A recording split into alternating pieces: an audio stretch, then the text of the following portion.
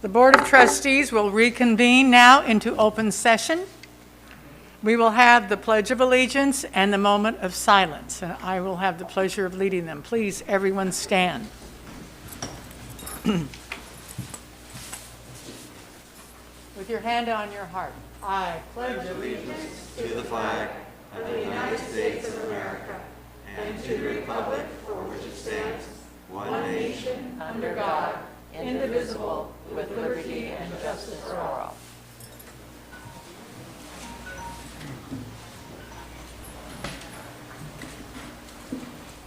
Now, for a moment of silence, I would like to refer to Saturday, which was 9/11, which we solemnly remembered here in our nation with the attacks that occurred on that day 20 years ago. Our students in Anaheim right now were not yet born, and they may not fully understand the impact that this had on our nation and how we came together then as we had in wartime, nor how it has changed us. But they now understand and are feeling the impact of a new war that has befallen us. It's the COVID pandemic that attacked us and keeps attacking us in new forms. Let us all now think of what part that we individually can play to help win this war, and then follow it with that action. Please think about this.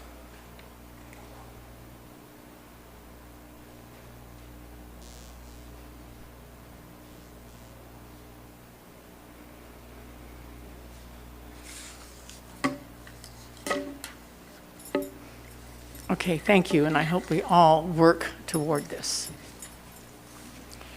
Okay, we will move on to our closed session report, and our clerk of the board will report actions that were taken during that session. 4.1, no reportable action taken regarding public employee performance evaluation, superintendent. 4.2, no reportable action taken regarding negotiations. 4.3, no reportable action taken regarding anticipated litigation. 4.4, no reportable action taken regarding personnel. 4.5, the Board of Trustees unanimously voted to accept the agreement with employee HR-2021-22-02. 4.6, no reportable action taken regarding personnel. 4.7, the Board of Trustees unanimously approved the settlement agreement with student, providing reimbursement for tuition and mileage. Thank you, Mrs. Smith.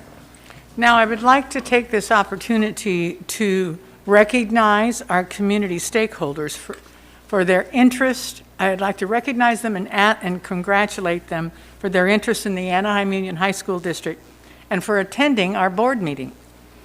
We thank you so much to each of you for your participation and contribution as we create an educational environment that graduates socially aware, civic-minded students who are college and career ready for the 21st century.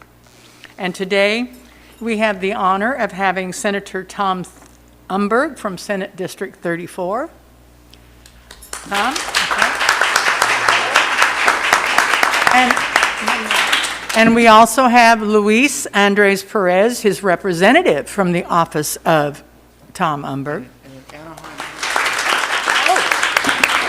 And a little after note, Luis is an Anaheim High School alumni. So, and also in our audience today is Grant Schuster, the ASTA president. Hilda Vasquez, the ALTA president. And did I miss anyone? I hope not. Who do we have? APJ, Corey Kretz, or Natalie Saldivar. Natalie Saldivar. Natalie Saldivar. Okay. Okay, thank you. Now, the next thing is an individual recognition. It's a civic learning recognition that by Senator Tom Ungberg. And Senator, will you come up to the podium and say a few words and present the recognition? Well, thank you. Thank you so much for giving me a few moments. And thank you for all you've done to earn this recognition. This is actually recognition by the courts, the state of California, to recognize the good work of the school board, the good work of the administration, the good work of the principals of a variety of schools here in the school district. And in particular, Superintendent Matsuda. Superintendent Matsuda was probably, as you probably know, was designated as the Educator of the Year by the courts because of his commitment to civic education. Congratulations, Superintendent Matsuda.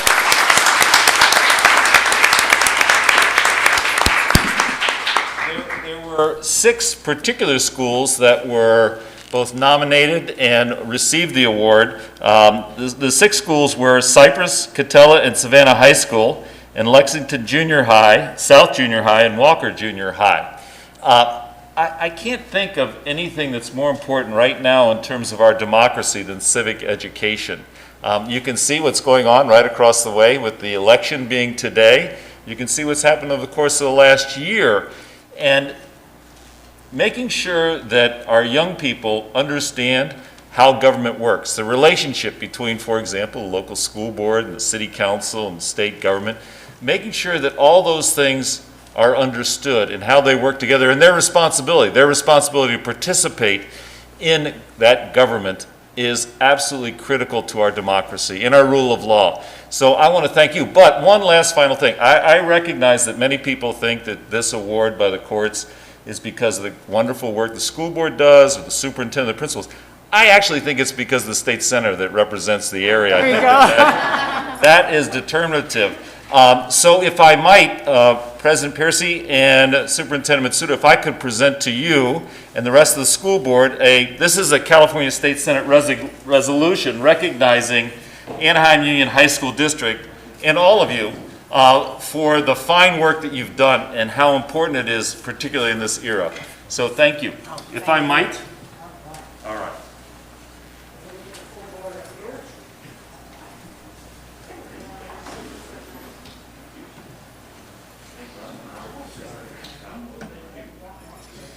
Superintendent, thank you. So here, on behalf of the California State Senate, come on up, everybody. Even though I said it's really the state senator that's responsible, we'll give some recognition to the rest of the folks here too.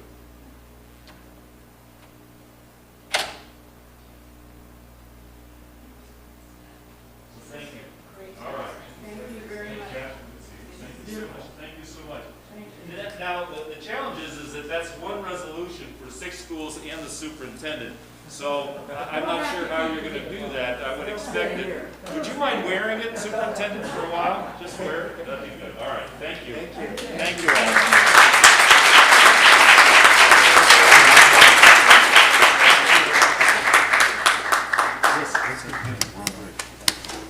I'm going to prop it right here. All right, good. Thank you. That's perfect.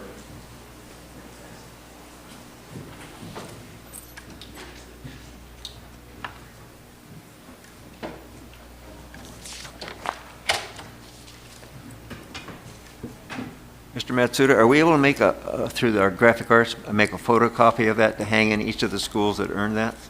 Sort of replica? I think we can request that I from think we the can do that. senator's office to give us a couple of extra. Okay, moving on now to another item of business.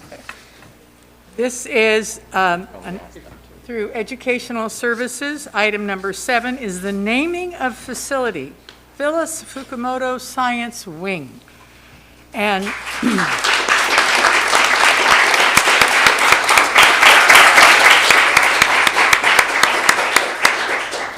And I have a request for the public to speak on this item from, and I would like to call forward Vishal Krishan, and come up to the podium, and you have a comment you'd like to make? That's a public comment, I think. Pardon? I think that's a public comment. Yes, not for this. I thought this was for that. No. Oh, I'm sorry. I thought it was, because, all right, I got the wrong indication from the secretary. Okay. So let's go back to naming the facility, okay? I'd like to call Phyllis to the podium. I thought I was going to have somebody speak about her first, but Phyllis, will you please come up to the podium? And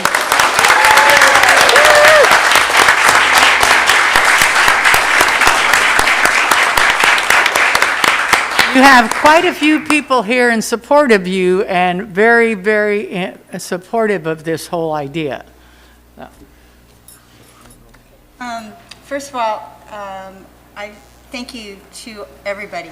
I feel like there's not enough words to say thank you to everybody here who supported me and everything. That's fine. Okay, thank you. The idea that I'm still getting used to it. I'm in shock still because I just found out. So, but I wrote down a couple things, you know, because I don't think I could, like I said, thank enough people for everything, for this honor. And it's, like I said, I'm still in shock about it. But I am in total, I'm very humbled by it. And would like to express my gratitude to everybody for that. But I wrote just a couple things down because teaching at Dale for 35 years, I realized that when I first started, it was just, how do I survive in my classroom? But then over the years, I started talking about like my role as a teacher is to provide opportunity for students and to also to give back to the community. By the time I finished, I realized it wasn't about only giving back to the community, it's about building community. And so hopefully I can still be part of that. But I'd like to, I've always learned a lot from my students. And so one of the lessons I've learned from my students over the years, I'll just put it very simply, is that teaching is not about perfection, it's about connection. It's about making those connections with students. So I hope that I am very deserving of the honor. I'm still humbled by it, but thank you very much, and I will forever be grateful. Thank you.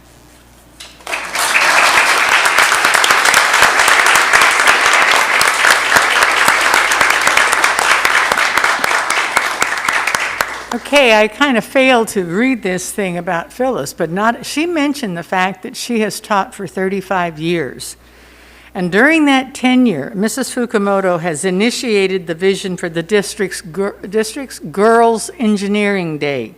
It was developed Saturday Science Buddies, where 8th grade students mentor 1st grade students from the district's feeder elementary schools. And she was named the Dale Teacher of the Year 4 different times. That's pretty, something special.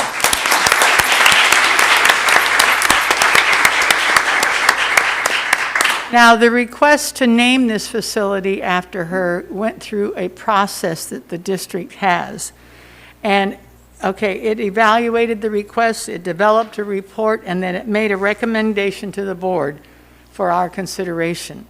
And we, therefore, it's the recommendation that the trustees are going to approve this request. So this is an action item. I kind of went in this way in the back door, but it's going to end up the same because the board is going to decide whether we're naming that facility after Phyllis or not. So do I have a motion?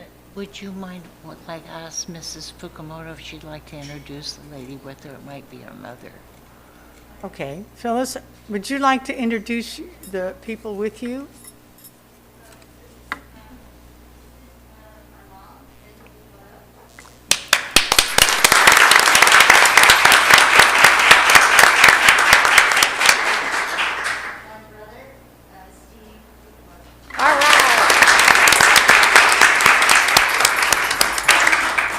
And I might note there are a number of Dale faculty here and the principals here as well. So all here to support you, as well as our ASTA president from Dale. Okay, why don't we have everybody that came here to support Phyllis, and from Dale and friends, stand up so you can see how many we have here that took the time out to come. All right.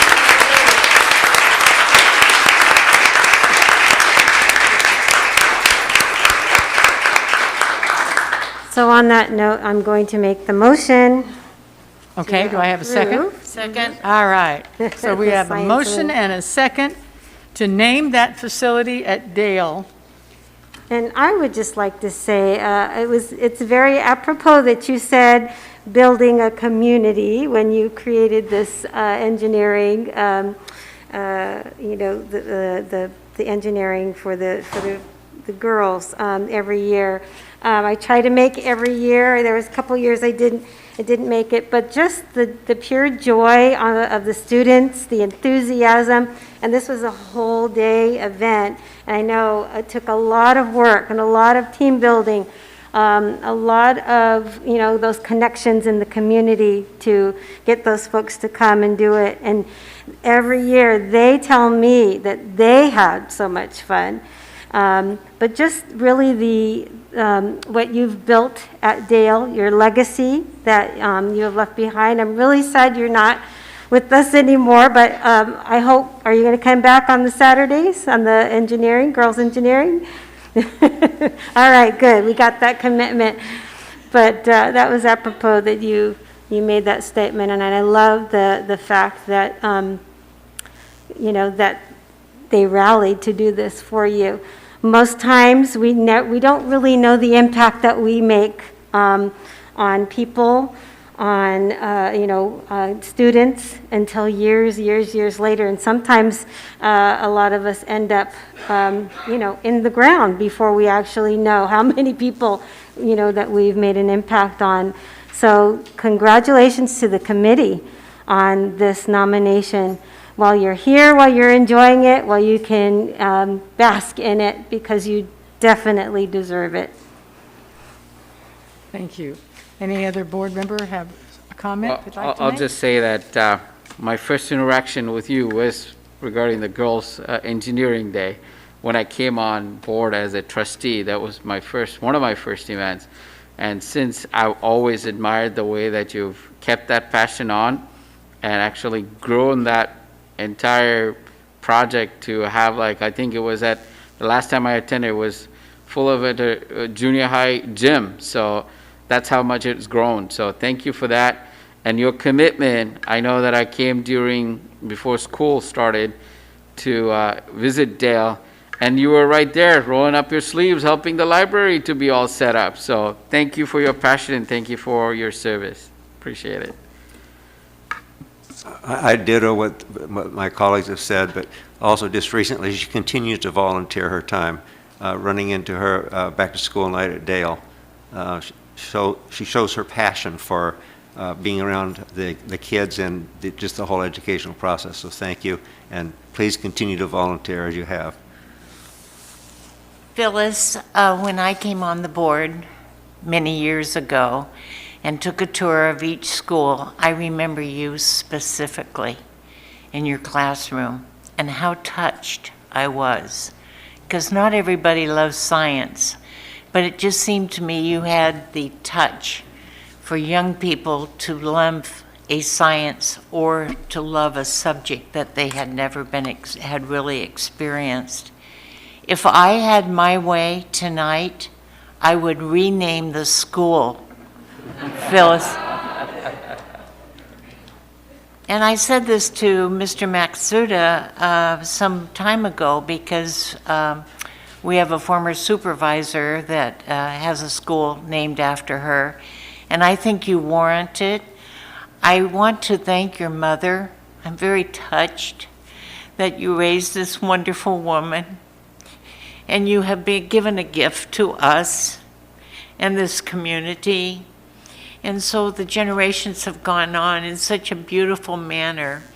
And I'm so grateful your brother is here. And I just, from the bottom of my heart, I want to thank you for being an exemplar human being and professional. And I want to just say, I want to thank you for 35 years of junior high, and you kept up. I think, I believe firmly that there are some people who just love that age group and work with them and enjoy them. And I want to thank anyone who would spend that long in junior high. They're great, but it's not everyone that can do it, and especially that puts forth so much extra effort and does so much with them. You have really had a tremendous impact, not only on Dale, but on the whole school district with your work with the girls' engineering. That is phenomenal. So thank you very much, Phyllis.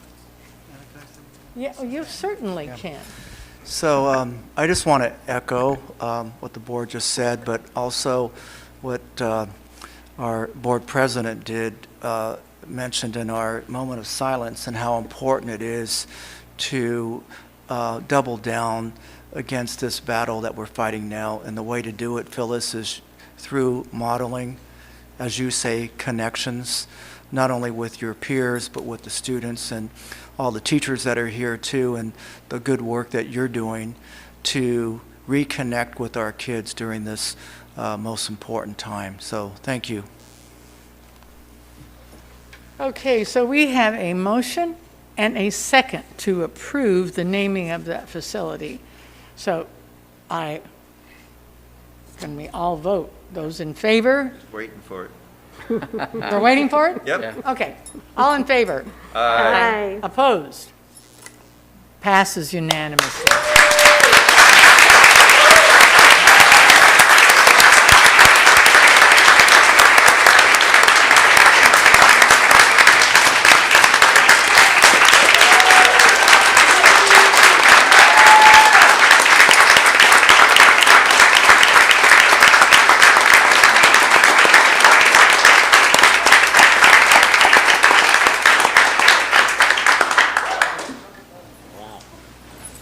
That's awesome. Neat. Phenomenal. Very phenomenal. neat. Okay. You can go home Okay. now. What's that? We're done, not right? Yeah, right. Done with that right now. On to the next. Okay, we will have our reports of our associations, and we will begin with ASTA President Grant Schuster.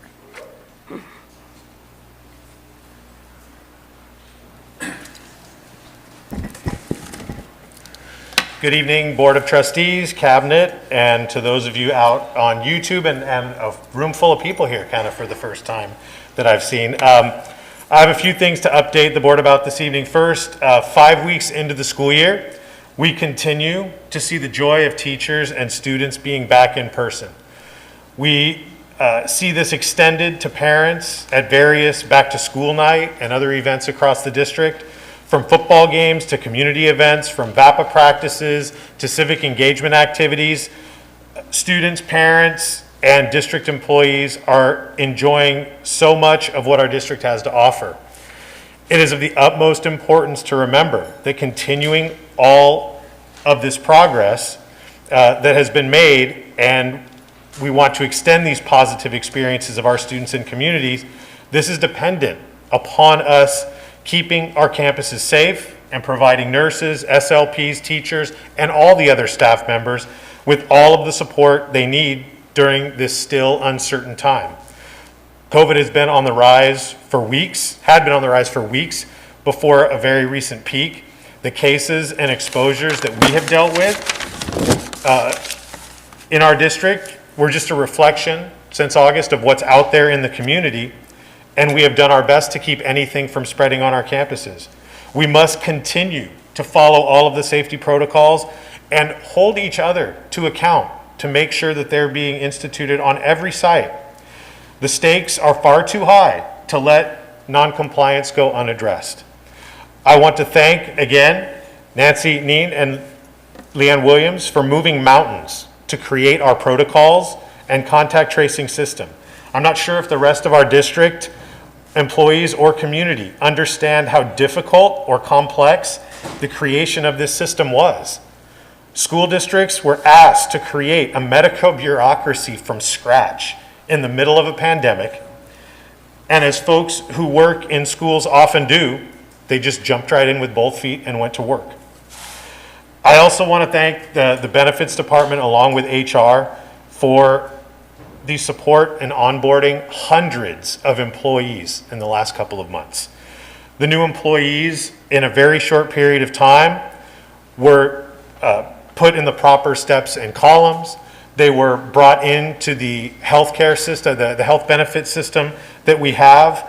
And this was not an easy thing to do. I got phone calls from the benefits department the night before the deadline to sign people up, and we reduced the number of teachers who had not signed up yet from 30 down to 5. And this work gets done behind the scenes, and it often doesn't get recognized, but we don't have the district that we do unless we have people willing to work on that together. Speaking of our benefits, this is my 4th year as ASTA president, and for the second time in 4 years, our health costs per employee in this district are going to be less next year than they were this year. That's phenomenal. When the average industry rate increases are 5 to 10% a year, we have, over the last 4 years, held our costs completely flat. That's an incredible accomplishment, and we've done this while we have extended benefits. I am incredibly proud of all of the work done by our associations and the district to provide the best health benefits package that we have in the county. I would also like to call on everyone sitting across the dais and out in this room to intentionally take the time this week to evaluate all that we are individually doing to support teachers, nurses, SLPs, and every other employee group that supports our students. I encourage all of us to find a teacher, a student, a parent, a bus driver, any other person from the district community that we don't know, that we haven't gotten input from, and understand what it is that they need to find success within our district.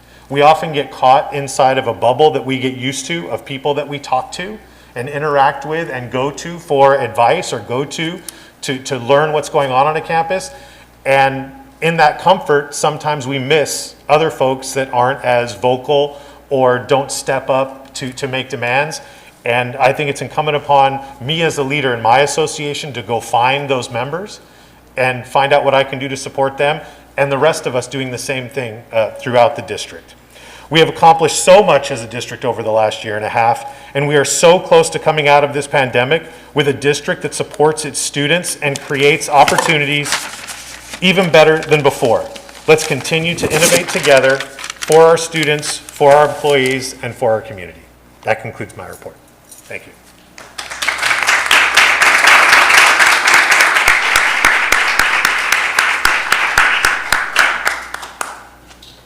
Okay, do we have anyone here from the PTSA? Okay, we have Hilda Vasquez from Alta.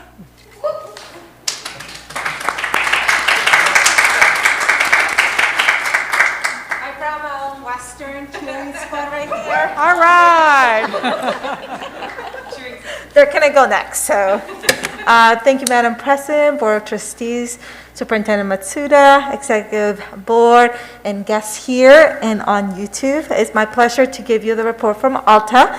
Wanted to let you know that we are still doing our back-to-school activities. I've seen many of our social media posts, all the wonderful sites and what they're doing to keep everyone safe, while at the same time connecting and building community.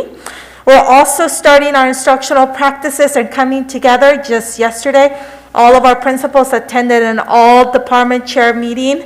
And so first time, all of us on Zoom doing breakouts, meeting with our sites, talking about capstone projects and our experiences here for students in AUHSD and coming together. That was a phenomenal meeting, and also taking advantage of what we learned from the past and using technology. Also, we're getting ready for our college and career fair, which I'm sure you're going to hear a little bit more about. So a lot of work going into putting systems and structures in place so that we secure all of our pledge commitments, our school sites, and for all grade levels. So intentional planning, reaching out to students, making sure that they're doing the strengths assessment, career exploration, and also attending our college and career fair, which will be online, and it's going to be phenomenal. We're also continuing to connect with community and parents, and we are holding our coffee with the principals, although we're looking to possibly change because since indoors, we can't really eat indoors and we can't do the coffee, so we're getting a little creative and maybe doing some eating outside and then coming together. And so we're also trying to do it hybrid, just like we're doing here, to provide access to our families and parents. So many of us have been doing it by feeder patterns. Also, we've been doing them on site, but also we've been doing it with a swivel so that we could be online and in person together. And so trying that as well, and so it has been working really well. We're also implementing our Ready, Set, Go parent curriculum, and our FACES have done a phenomenal job in making sure that our parents are informed and they're ready and they're attending the workshop series. Also, we started our Saturday Academy, which is a way to re-engage students and do some fun, exciting projects. Some of them are working with science teachers. For example, I know at our school sites are doing hydroponics, and they are pairing up with our Gear Up partners. And again, another opportunity for students to come to school, re-engage, have fun, and do some of the things that they love to do, whether it's athletics or whether science, whatever, robotics. And then additionally, we're still continuing to partner with our community. In many ways, we're still continuing some of the services such as food distribution and outreach. And so we're continuing to do that work even though we're back at the site. And with that, I conclude my report. It's great seeing you. Thank you, Hilda. Okay, and just to make sure, do we have anyone here from AFSCME? Or CSEA? I don't want to overlook our other associations. Okay. APGA. Okay, there we are.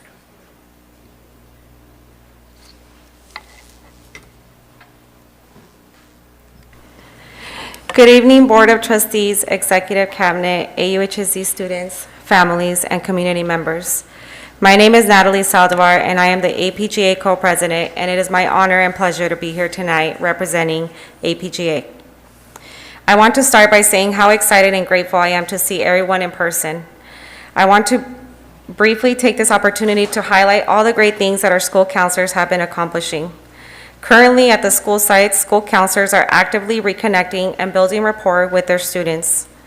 Sites have been collecting data on their students' needs via needs assessment and identify targeted goals. All school sites have begun or will start going into the classrooms to do core curriculum on college and career planning, reviewing Thrively Strengths Assessment, registering students for the AUHSD Career Fair, reviewing AUHSD Pledge, transcript reviews, self-care, providing resources, and ensuring we integrate the 5 C's in all that we do.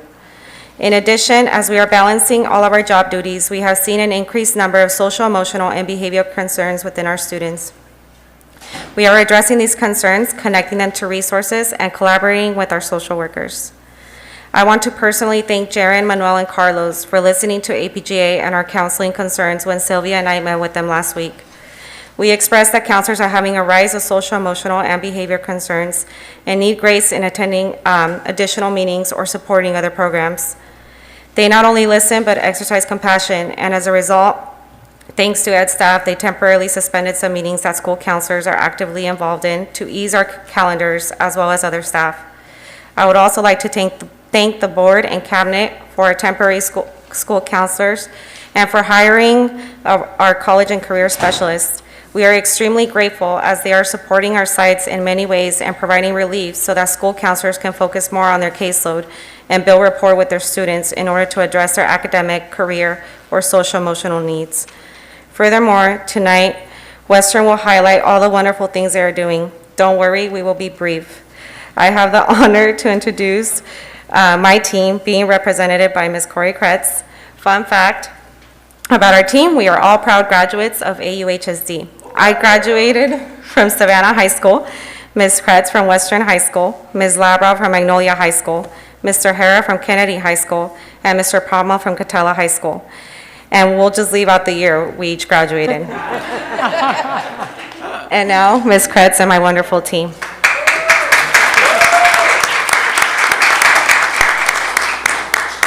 Fun. I have a former student who's in the audience today as well for his teaching credential that he's going for. So much fun.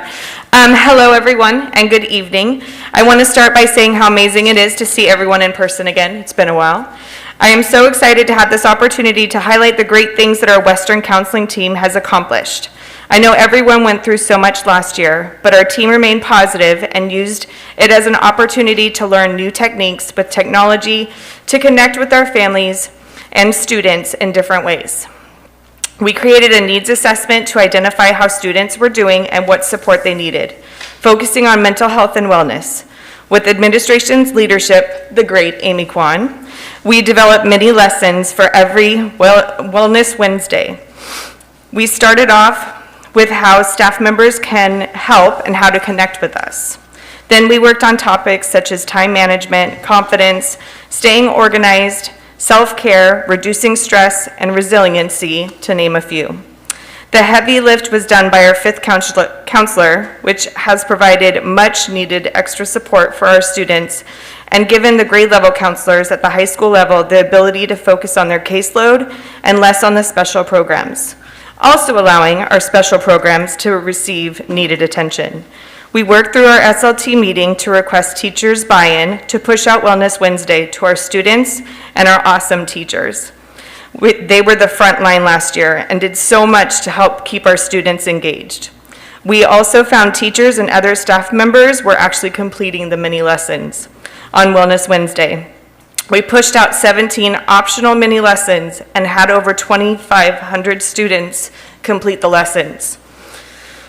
Western Wishes was another positive intervention we wanted to continue during these trying times last year. Western's ASB first started Winter Wishes and Spring Surprises, but with the restrictions and students and teachers not on campus, it was too much for them to continue last year. In our cabinet meeting, we decided this was something we really needed to continue. So counseling sent out the Google form and 68 students responded. 28 wishes were granted and over $3,500 was spent granting wishes by Western staff and community members who through social media requested information on how they could support. Shout out to Dr. Bryant, who was a huge contributor to granting student wishes. I seriously think she spent the whole time at Western in the store. Last year, we also did home visits, dropped off Chromebooks and hotspots, school supplies, food, art supplies, games to occupy younger siblings, and checked in on students who were not attending school. Last year, we also used real-time student data to meet with students, teachers, and parents to discuss grade improvement and support using tutoring opportunities. Administration requested teachers add to a Google form what was the must-dos to pass the classes for counselors and admin to share along with teachers to families when having at-promise meetings. We don't like that at-risk term. Western staff and counseling knew everyone's situation was unique, and many families were seriously struggling with so much more than their academics. Our priority was to focus on reducing the need for summer school and to reduce the student stress and anxiety. The other extremely important part was supporting our teachers, who oftentimes were on Zoom, Google Meets, etc., talking to a dark screen with small circles. We shared our families' stories and provided additional insight on what was going on in our community. Our amazing teachers leaned in and did everything possible to support students and help them pass their classes. Boy, does it take a village. Almost done, Jaren. Our graduation rates in A through G continues to rise. Counseling with guidance and data collection with Ms. Kwan has learned, counseling with the guidance and data collection from Ms. Kwan has learned to follow the cohort from 9th grade. We continue to call and monitor CalPEDs for student enrollment. We reach out to friends and all contacts to find where students are and continue to do outreach to find what their needs are and how to get them back into our schools, even if it's in another program. My team's biggest and best quality is that we love building relationships with our students and families. We attend as many school events as possible, we support all sports, and have social media accounts to post updates. Along with the Remind app to send important updates, we use our Google phone numbers, which were created last year, in order to remain connected to our families, even during COVID. This year, we are again using all of our tech tools on top of having so much fun seeing our students live and in person and enjoying the activities. We have new administration, and the excitement Hilda brings adds so much fun on our campus. You should be there for the morning announcements. Also, thank you, Mr. Nava, for coming out to support. We are pushing in for our first core curriculum. As we had so many new students this year, we had to make some changes to our master schedule by adding another teacher, so we're a month behind. In closing, everyone should continue to watch Western. Thank you, and have a great night.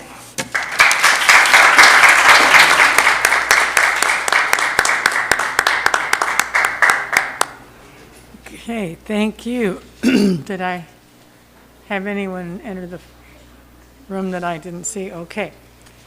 That should cover the reports of our associations. And now I would like to move on to 9.1, which is our presentation, and it's the introduction of the 2021-22 student representative to the Board of Trustees. Now, the position of student representative to the Board of Trustees was created along with the Student Ambassador Program 20 years ago. The student representative to the Board of Trustees represents the 30,000 students of Anaheim Union High School District, and they report upon student activities throughout the district at all regular board meetings. The responsibilities of the student rep to the board include the following: leading monthly leadership meetings with student ambassadors at a district site, creating reports from the student ambassador findings to present to the district leadership and to the Board of Trustees at regular board meetings for greater awareness of activities and student achievement. Now, the Board of Trustees is what requested to welcome and confirm Abdullah Fatahi, Oxford Academy as a student representative to the board. Abdullah, please come.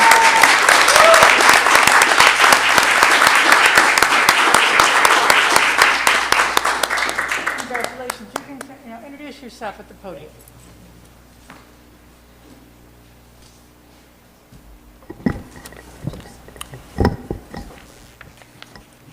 Sorry.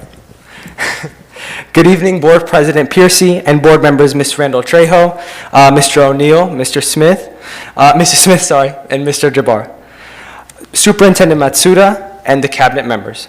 My name is Abdullah Fatahi, and I am serving as this year's student representative to the Board of Trustees.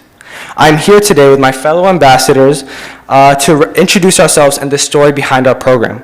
As it is now the 21st birthday of our ambassador program, we wanted to show the power and impact that we hope to make. We are honored to not only serve the students, but also represent them on 16 different district task forces as the voices of the students. Not only that, but as we are working with the presidents at all the school sites to implement mindfulness along with the Illumination Institute more closely than we ever have before. And with that being said, I will now have the ambassadors introduce themselves before we start our speech. Hello, my name is Subhan Ravi. I'm proudly representing Oxford Academy, and it's a pleasure to be here. Hi, my name is Mari Mesa. I am the representative for the ambassador for Gilbert High School, and I'm happy to be here. Good evening, Board. My name is Sebastian Mata, and I proudly represent Anaheim High School. I'm proud to be here. Good evening. My name is Esmeralda Ferragrino, and I'm this year's Catella Student Ambassador. It's a pleasure to be here. Good evening, everyone. My name is Rai Patel, and I'm proud to represent Magnolia High School, and it's super amazing to see you all. Hi everyone, my name is Eunice Kim. I'm proud to be representing Cypress High School this year, and it's a pleasure to be here. Thank you. Hello, good evening, everybody. This year I have the pleasure of representing Kennedy High School and Walker Junior High School. It's a pleasure to be here in your guys' presence today. Good evening, everyone. My name is Daniel Bulam, and I proudly represent Savannah High School and Brookes Junior High School. It's a pleasure to meet you all.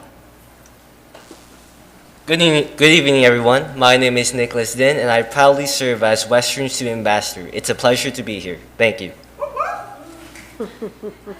Hello, everyone. My name is Cynthia Felix. I'm Laura High School's Student Ambassador, and it is a pleasure to be here. Hello, everybody. My name is Catherine Kuroda, and I'm here representing Cambridge Virtual Academy. It's nice to meet you guys. All right. Thank you.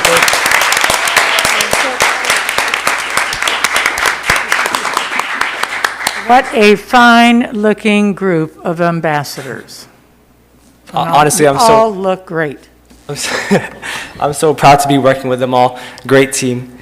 No one could have expected the events that took place these past couple of years. But what I find more surprising is the reaction that our community had to a problem with no clear solution. The students of our district proved to be more resilient and adaptable than anyone had expected them or even needed them to be. As my fellow ambassadors and I begin to turn the final chapter of our high school career, we all understand that it is now our turn to give back to the community of students. Now, as we transition to a new phase of this pandemic, we as student leaders must ask ourselves, what do the students of my district need to succeed? The beauty of the ambassador program is that we are giving every student from every school site a connection to the district as a whole. A whole 6 years ago, before starting 7th grade, I was an average kid. I went to school, did my homework, read books, and played with my cousin. But when I entered 7th grade at Oxford Academy, I was greeted with an enormous amount of opportunities. Of course, I didn't take advantage of many of them in 7th grade, but as I went on, I experienced different sports. I joined the orchestra program, and I was able to be part of the robotics team and meet several JPL and Boeing mentors, and it was awesome. But now that I'm a senior, I cannot ignore the fact about how lucky I am to get these amazing opportunities. And I joined the ambassador program so that I could help students all across the district not only just have these unlimited opportunities, but have the ability to take advantage of them. I wish to pursue the fact of an unlimited launch pad where students can launch their career as projects or whatever they're passionate about. For all students that walk into Oxford Academy or any AUHSD campus for that matter, should be equipped with experiences to change the world for everyone. For everyone, the last 18 months have forced us to deal with a new reality and a new world. Not until recently has the opportunity to return to normalcy presented itself to our community. Many have encountered loss, poor health, and isolation. With this in mind, my main objective as Gilbert High School Student Ambassador is to rebuild a sense of community and help foster a sense of belonging for all students and staff. Already, I am witnessing our students help each other. It brings me a great sense of pride and joy. It starts with a simple hello or a smile, giving each other directions to class, or even helping students with notes when they're absent. As both student ambassador and a member of ASB, planning cultural building activities will be a part of my daily routine. I look forward to the challenges and seeing smiles return to every AUHSD campus and school. School is much more than education. When a student steps foot onto one of the 10 high schools in the Anaheim Union High School District, they are stepping foot onto a campus that supports a positive learning environment and culture. They are stepping foot onto a campus that allows students to become leaders to clubs, their ASB, their sports, or many of the clubs found on each side. At Anaheim High School, many students form brotherhoods and sisterhoods through organizations like Key Club, the Anaheim Bros, Anaheim Crown, and also the band, theater, and dance program, as well as the different sports available to every single student at Anaheim High School. We are Anaheim, and through Unlimited U, we are ready to change the world as one. One of the things I value most as a person is inclusion, and not just adding someone in. I believe that inclusion goes beyond that. I have a little sister. a 7th grader who has unfortunately had to face many educational barriers and on occasions has felt left out from other students. I have witnessed firsthand what it's like to eat alone at lunch and not participate on activities because there isn't a student to say, hey, come join us at lunch today. Hey, there's a football game today, we should go together. Hey, let's be friends. As inclusion is about supporting our athletes, encouraging students to make sure that other students with disabilities know they aren't any different from us, that we are able to support our performing arts students. As a student ambassador, I hope to continue to work to bridge this gap that exists on our campuses, to continue to create equity and give students the support they need. I'm only one person, but I know that together we can do this. After all, we are a family and our goal is unity. Unity continues to be a value I uphold, especially as a very outgoing student on campus. From working closely with many administrators to networking with students, I started to become more exposed to the opportunities that truly interested me. Now as Magnolia Student Ambassador, having the ability to create unlimited launch pads for students to grasp upon that ability provides a brighter future for our AUHSD students.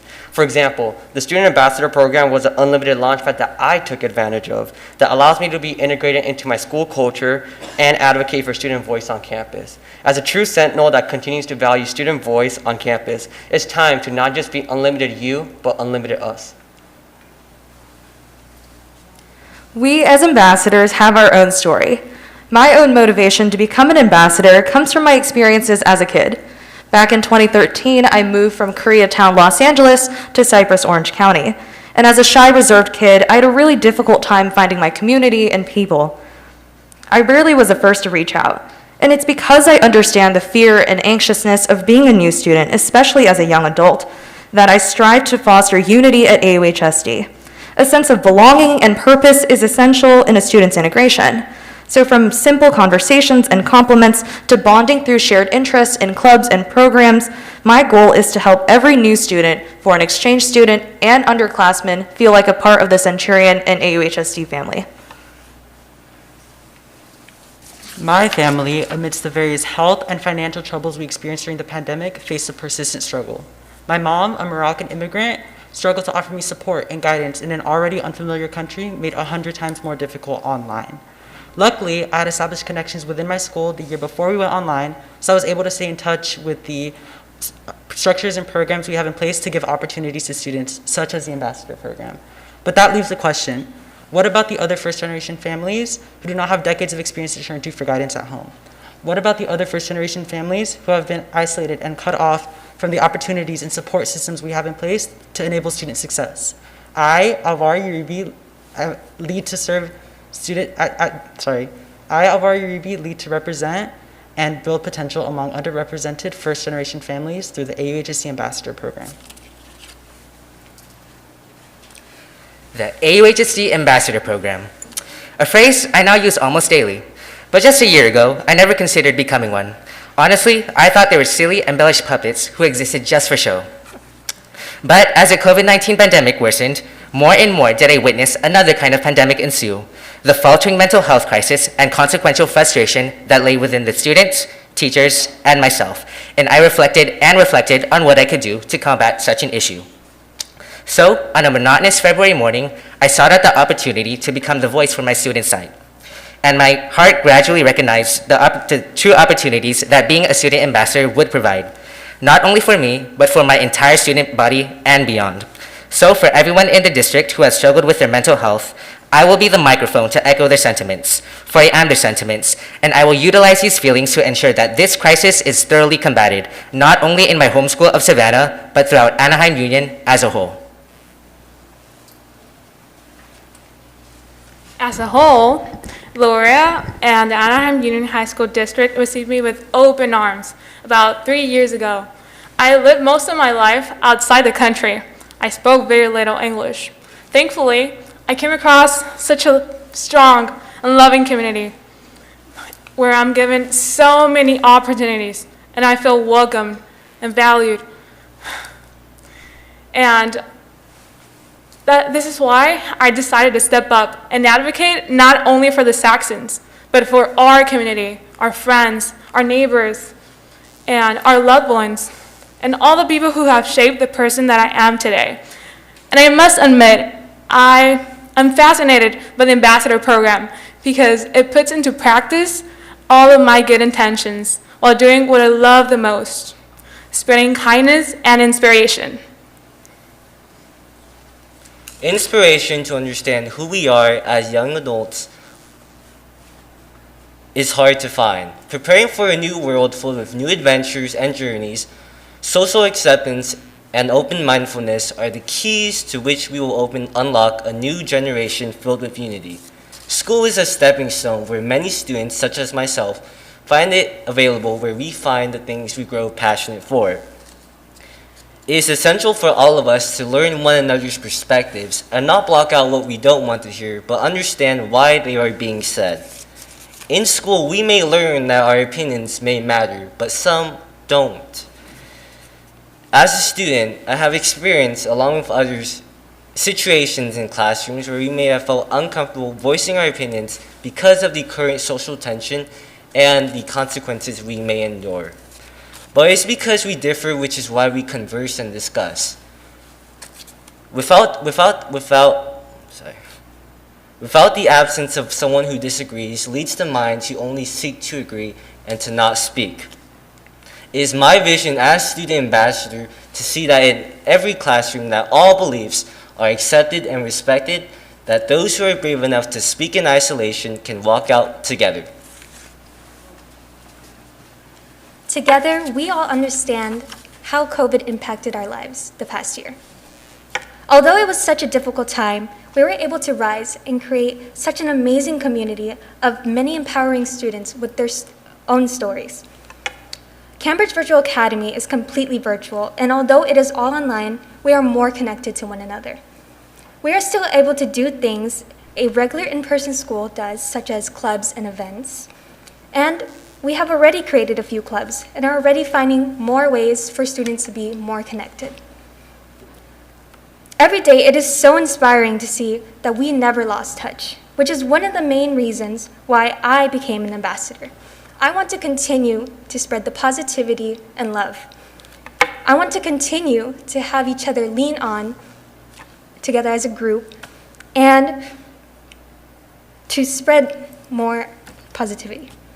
Unlimited U pays such a big contribution to this growing community as they have taught us the most important qualities such as the 5 C's. We are never alone. We are Unlimited U. Unlimited U is what we are here to support. However, our role as student ambassadors is not about any of us or what our own opinions are. And don't get me wrong, they've got great opinions. That's not why we're here. Instead, it is our duty to represent those students who don't have the same opportunities that we were granted. It is our role to amplify the voices of our fellow peers who need that extra push.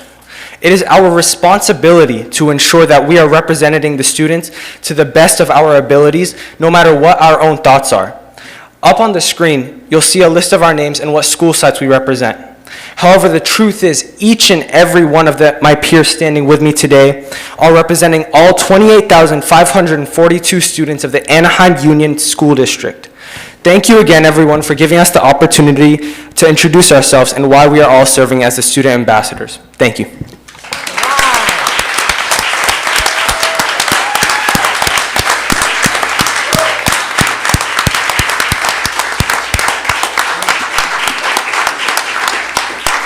Okay, I want to say welcome aboard, all of you, and I hope you find this year rewarding and enriching, and I think you should enjoy it tremendously because it is an opportunity, and it appears that you are all ready to embrace it.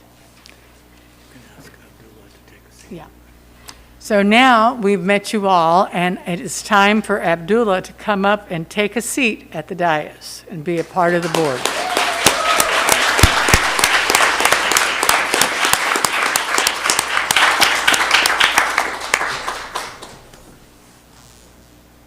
You're now official. See, you're on the board.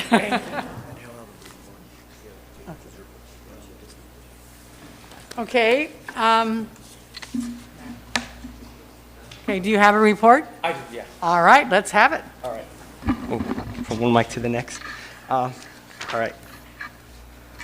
Good evening, everyone.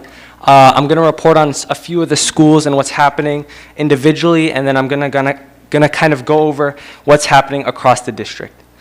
First up, the Anaheim High School Bros are going to be hosting a COVID-19 vaccine clinic on Saturday, September 25th for anyone 12 and older. Stop by, it'll be fun. Seniors at Cypress High School, Aiden Quichocho and George Elome, Green's Print Project, designing handbags and clothing using upcycled and sustainable materials, were honored at a collaborative event between Hammett Los Angeles and the Dragon Kim Foundation. Brookhurst Junior High School has implemented a mini student ambassador program where they're leading students and parents on tours, kind of modeling the ambassador program that we have, so I thought that was really interesting. Oxford Academy held a river cleanup on September 11th as a collaborative event between Oxford Academy Robotics, Eco Club, Solar Boat, and the AP Environmental Sciences. Cambridge Virtual Academy held both the Spirit Week and Club Rush to have students feel connected to the school community even though they're online. Both Oxford Academy and Kennedy have received state-of-the-art esports equipment from the district, including brand new computers that's giving students the chance to play esports and start esports clubs. At almost every school site, ambassadors were having staff, students, and parents fill out a form asking 2 questions, one of them being what their thoughts were on the transition back to school, and the second asking what their hopes are and goals for the upcoming school year.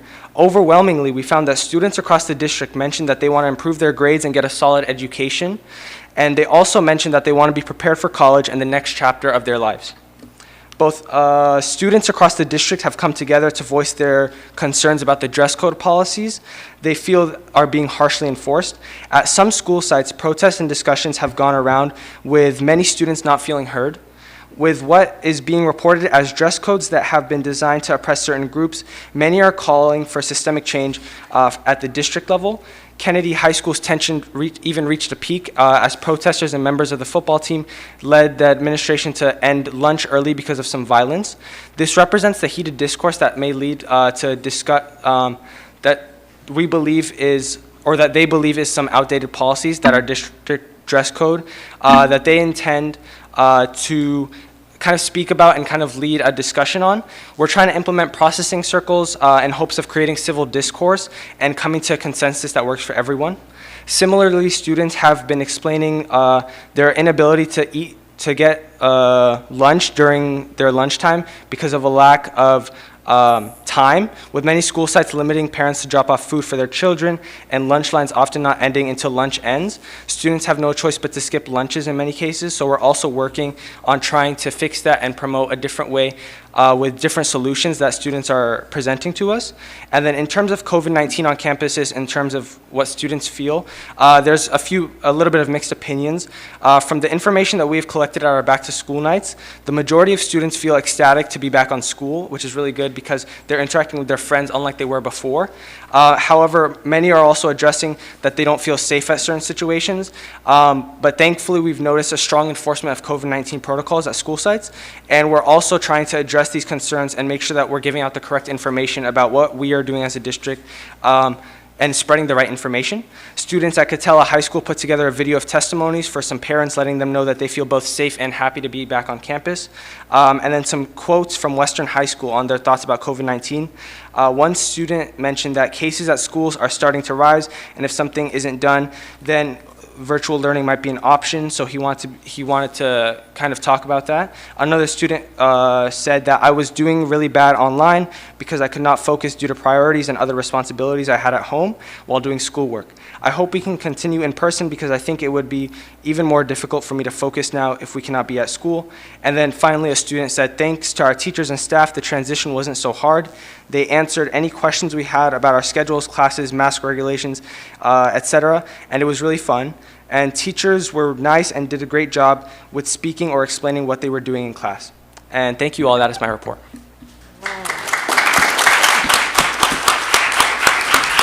I have to say, that is phenomenal for a first report when you're just basically been, okay, seated for the first time. You have been busy. All of you have been busy. And it's interesting, some of the things you're bringing up, and I hope there will be discussions on the campus levels, and then you'll get together and kind of ferret it out, and then maybe let us know a little bit more. It's interesting, some of the problems, and one of them I heard is about the lunchtime. Well, part of the problem, I think, this year is, lunches are free, so a lot of kids are standing in line to get the lunches and not bringing a lunch, so it's made it a little bit more difficult.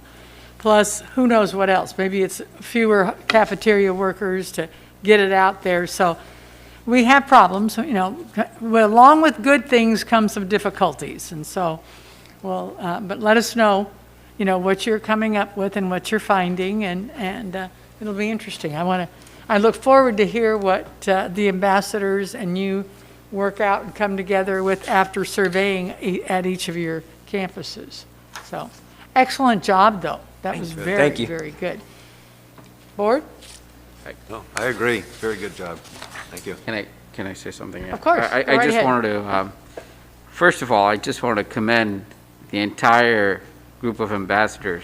Every year, we actually, build the momentum and the bar really high, and you guys set that bar even more higher this year. So all the stories, you guys are not focused on yourselves, but you're focused on others. And I think that's a key for our district, and you guys are just basically mentioned it in every single speech that you had. I had the great honor of meeting Esmeralda at South Junior High. I'm so glad that you actually shared your story, because I think I mentioned it to you, and I want to mention it to everyone. If you get an opportunity, ask her why she became an ambassador. Really gave me goosebumps, and I went home and I had a story to tell my 11-year-old. It was great to hear your passion for why you became an ambassador, and this is solely for your sister and show her the path and also to fight for her rights. So thank you very much for sharing that story with me.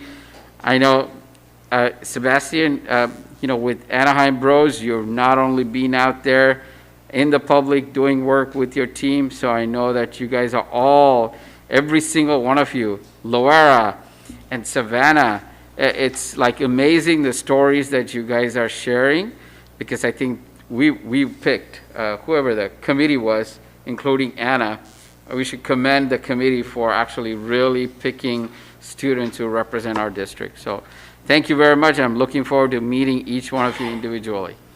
So hopefully we get a picture with all of them. Yeah, we'll have to do Right, that. okay. After we all speak and say something, then we'll gather them All right, all and take a good. picture. How's about that? So Anyone else? thank you. I'll take credit. I was on the committee, and so I really got to hear the stories that they had, and they were all incredible. It was very difficult this year, but as you said it, they raised the bar even higher than I think we've ever seen before, and I've seen them out. I haven't gotten to all of the back-to-school nights that I would have liked, but they're at the junior high school back-to-school nights as well as their own They have taken represented, it upon and themselves they're to cover working. the junior high Yeah, tour. and it's amazing, and I had the pleasure of visiting with you. I crashed their meeting, and they didn't mind, and they're just all remarkable, and I wanted to thank you personally for my thank you. That was really special. I will come and visit you anytime. You don't have to give me thanks. I learned so much from you, and tonight was just phenomenal. The rest of the AUHSD community got to see just how wonderful you are, and I just cannot wait to see what you're going to do in the coming year. Sign me up, and I'll be there with you. Thank you so much for all your hard work and dedication, and you don't have to stay for the whole meeting.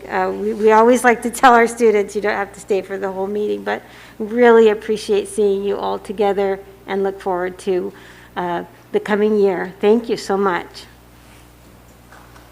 All of you were so well-spoken when you came up here to the microphone. I was sort of blown away at how well you did. Some, were looking down, some had it totally, I wouldn't say memorized, but remember everything you wanted to say. But you came across so well, and this is your, what about the 4th week of school now? And, pardon me? 5th? I'm sorry, I wouldn't want to each out of a week. Fun. Oh, sixth week, there you go. Okay, all right, I can't count. But I can hardly wait until the end of your senior year. If you're at this point now, where are you going to be at that point in time? So I commend you. I run into, I shouldn't say run into, I have seen many of you at open houses, and Esmeralda, she came and she got her siblings over to me and introduced me to her siblings, and then we had a picture taken, so that was so nice. I appreciate all of you, all that you do, and the district appreciates you too, so good luck for this next year. And I'd just like to congratulate all of you. Your diligence and hard work is paying off. Look what you see yourselves doing today, tonight. It's an experience that you'll never forget. In years to come, you'll look back and you'll tell younger people what you did. And we're proud of you. I know how pleased your families are for you and how much pride you bring for all of them. So I wish you a wonderful school year. Absolutely. Definitely. And I'd like to also acknowledge the advisors for the ambassadors. Would you stand up? You're standing up there in the back, and let the audience know Hilda Vasquez and Jennifer Brown. And someone not here tonight who spends an awful lot of time with the ambassadors. One of our distinguished retirees who you wouldn't know he's retired because he sticks around and helps us out all the time. Ron Hoshi has been working with the ambassadors, and he spends a lot of time and effort, and he is phenomenal. And he's watching right now, too. I hope he's watching, right. But we owe Ron a debt of gratitude for working with this team and doing such a great job with them, and we really, really appreciate that. Everybody does.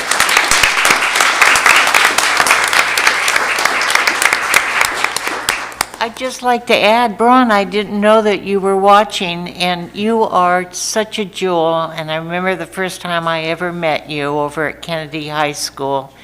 You were leading your group, chorus, and you've just flowered all over this district. Wonderful qualities and skills that you have, and thank you so much. Okay, let's go take a picture with our ambassadors and student rep. Just wish we could take our picture, our mass celebrity. It's just stupid. Give me your picture.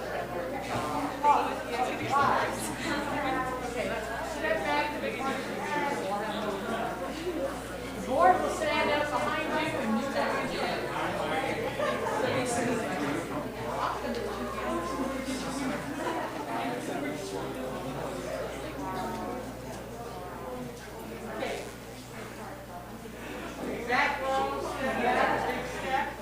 You guys are all tall that I gotta sit in the front. Yeah, I think so. Okay. Smile. Yeah, smile everybody. Where are we going? Smile.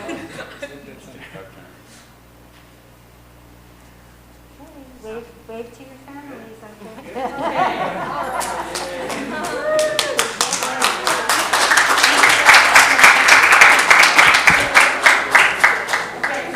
Now, you guys would like to leave, please do so, because you have school tomorrow. Do along with us.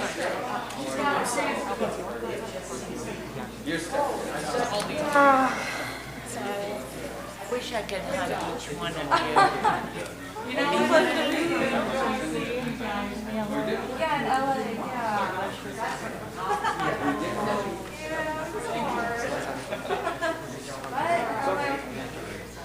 We kind of agreed to have the first word.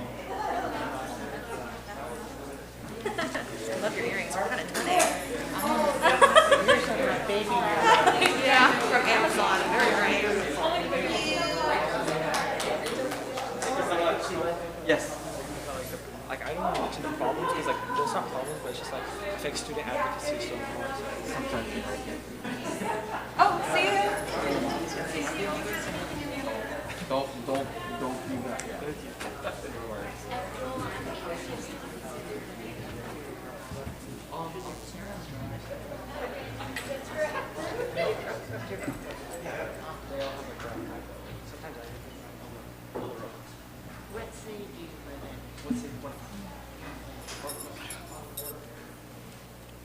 We're taking a break, go ahead. Thank you. I need to go use the restroom, but I have to. Go ahead. Well, no, but they're doing the pictures 20 years from now, they'll show their Our kids. student? Yep. No more than 20 minutes. Yeah. Why are people having their pictures taken with masks? With masks, yeah. Have a student that needs to go home and get their homework done for public What comments. student is that? For public comments. Oh. So,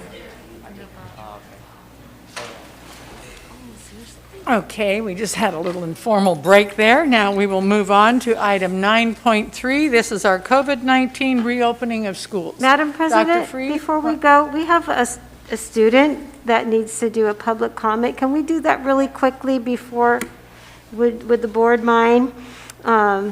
He's got to go home and get some homework done. Oh, okay. Too. And, all right with the rest of the board? Sure. Is that okay? Okay. I'm sorry. Okay, now we'll have you come forward, Vishal. Okay. Sorry, but, we let the ambassadors go, so we got to let you speak, so you can go and do homework. Thank you. Hi, I'd like to first thank the board for giving me the opportunity to speak. My name is Vishal Krishan, and I'm a sophomore at Beckman High School. I've been doing debate for 5 years now and have experienced firsthand the multitude of benefits it provides to its participants. Some of these benefits include increased public speaking skills and knowledge of current events, higher school subject test scores and SAT/ACT scores, improved writing and overall academic skills, and improved personal behavior. These all lead to better student performance, which results in higher school and district rankings. While some students have the ability to join debate in high school, it is often too late. With the number of activities that most are doing, it is unlikely that they would pick up debate so late. Starting debate in middle school allows for students to reap such benefits earlier and puts them on the track towards success at a younger age. Additionally, giving students the opportunity to begin debating in middle school will expose them to debate early so that, if their high school lacks a program, they have the ability to start one themselves. So, in an effort to help kids achieve their full potential, I founded Debate for All last year. Our goal is to increase student engagement by implementing debate programs in middle schools that currently lack one. Our program is entirely free, and we provide curriculum, beginning instruction, and assist in starting the program up. We are supported by the Public Debate Program, a worldwide established nonprofit organization based in Claremont McKenna University, an accredited university. We would love the board's support in order for us to begin these programs. We have reached out to the most administrators and PTSD of AUHSD junior high schools, but have not received any large response. The AUHSD junior high schools that do not currently have a debate program are Orangeview Junior High, Ball Junior High, South Junior High, Sycamore Junior High, and Walker Junior High. So if the board could assist us in obtaining meetings with administrators of these middle schools so that we can introduce our programs to them, we would truly appreciate it. Any additional ways that the board could support would be most welcome. You can learn more about our program through our website, which is on the flyer that I will hand out right now. Our contact details are also included. If there's someone I can follow up with, that would be great as well. Thank you for your time, and if you have any questions, please let me know. I'm sorry, what high school did you say you were from? I go to Beckman High School in Irvine, California. What is Beckman? it? Yes. Okay. Oh. So, are you gonna talk with him? Okay. Get the information. Okay, you do have some printouts, okay.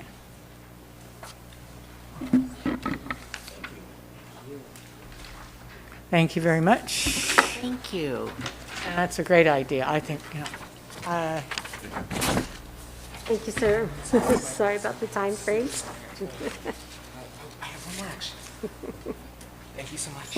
just tough sometime trying to get a sponsor to spend the hours that are, devoted to it, but possibly this program will help us, because I know that the Kiwanis Club in Cyprus is the one that sponsored the speech and debate at Lexington and has worked with them on that. So, and then it kind of grew over to Cypress High. So, thank you very much. Thank you so much. Yes. Thank you. Of course. Thank you so much. I appreciate it. Have a great rest of your day. Okay. Take care. Okay, now we will go back to the COVID-19 and reopening of schools, and that will be under Dr. Freed. All right, well, note to self, don't ever schedule a presentation that follows the student ambassadors.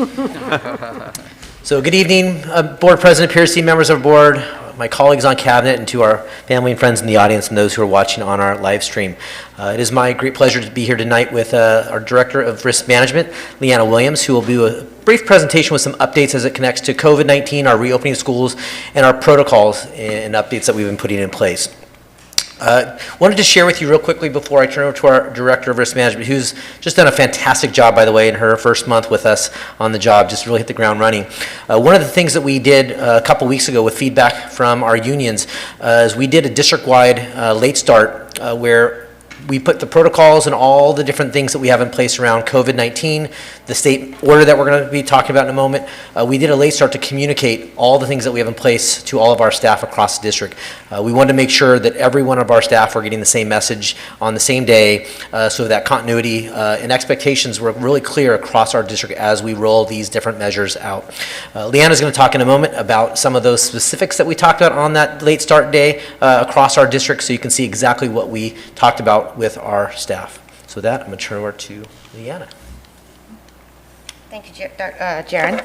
Good evening, President Piercy, members of the Board of Trustees, Superintendent Matsuda, and Cabinet.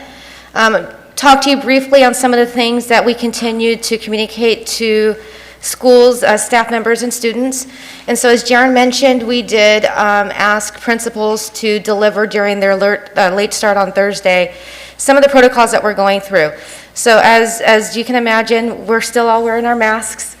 And so everyone is still required to wear their masks indoors. We are still continuing to take the health screenings using the QR codes for all staff and district staff. And we're also making sure that the students are entering the campus with masks. We are continuing to provide proper disinfectant for teachers to go ahead and disinfect their classrooms and conference rooms. We continue to provide sanitizers. All of those good things that we have been implementing back when this pandemic started, we continue to provide to the districts and to the school sites. The contact tracing is a big issue, as you guys well know.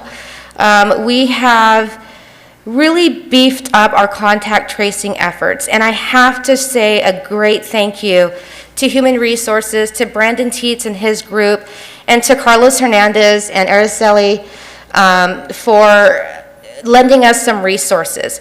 We went from 7 contact tracers 2 weeks ago, actually a week ago, to a total of 19 just this week. And we have now got in place a process that will help the schools return their students a lot quicker. That is our goal. We're going to continue monitoring the process and make any necessary changes as needed. And so this is a work in progress. We've made great strides, and we will continue to do our best to bring those students back. We know that that is important to the district. We continue to work with the district staff on contact tracing as well. We've got a really good system in place. It works really well, so well that we only have one person assigned to the staff contact tracing. So it's going very good. And Nancy's been great, Cabinet's been great. So I just want to thank everybody for the continued support. We know that back in August, there was a California Department of Public Health order that came out that mandated all unvaccinated public school, private school employees to be tested weekly. The order has a deadline of October 15th. The district is on task to meet that deadline. We are partnering with the state to offer an end-to-end program for vaccination for testing of the unvaccinated.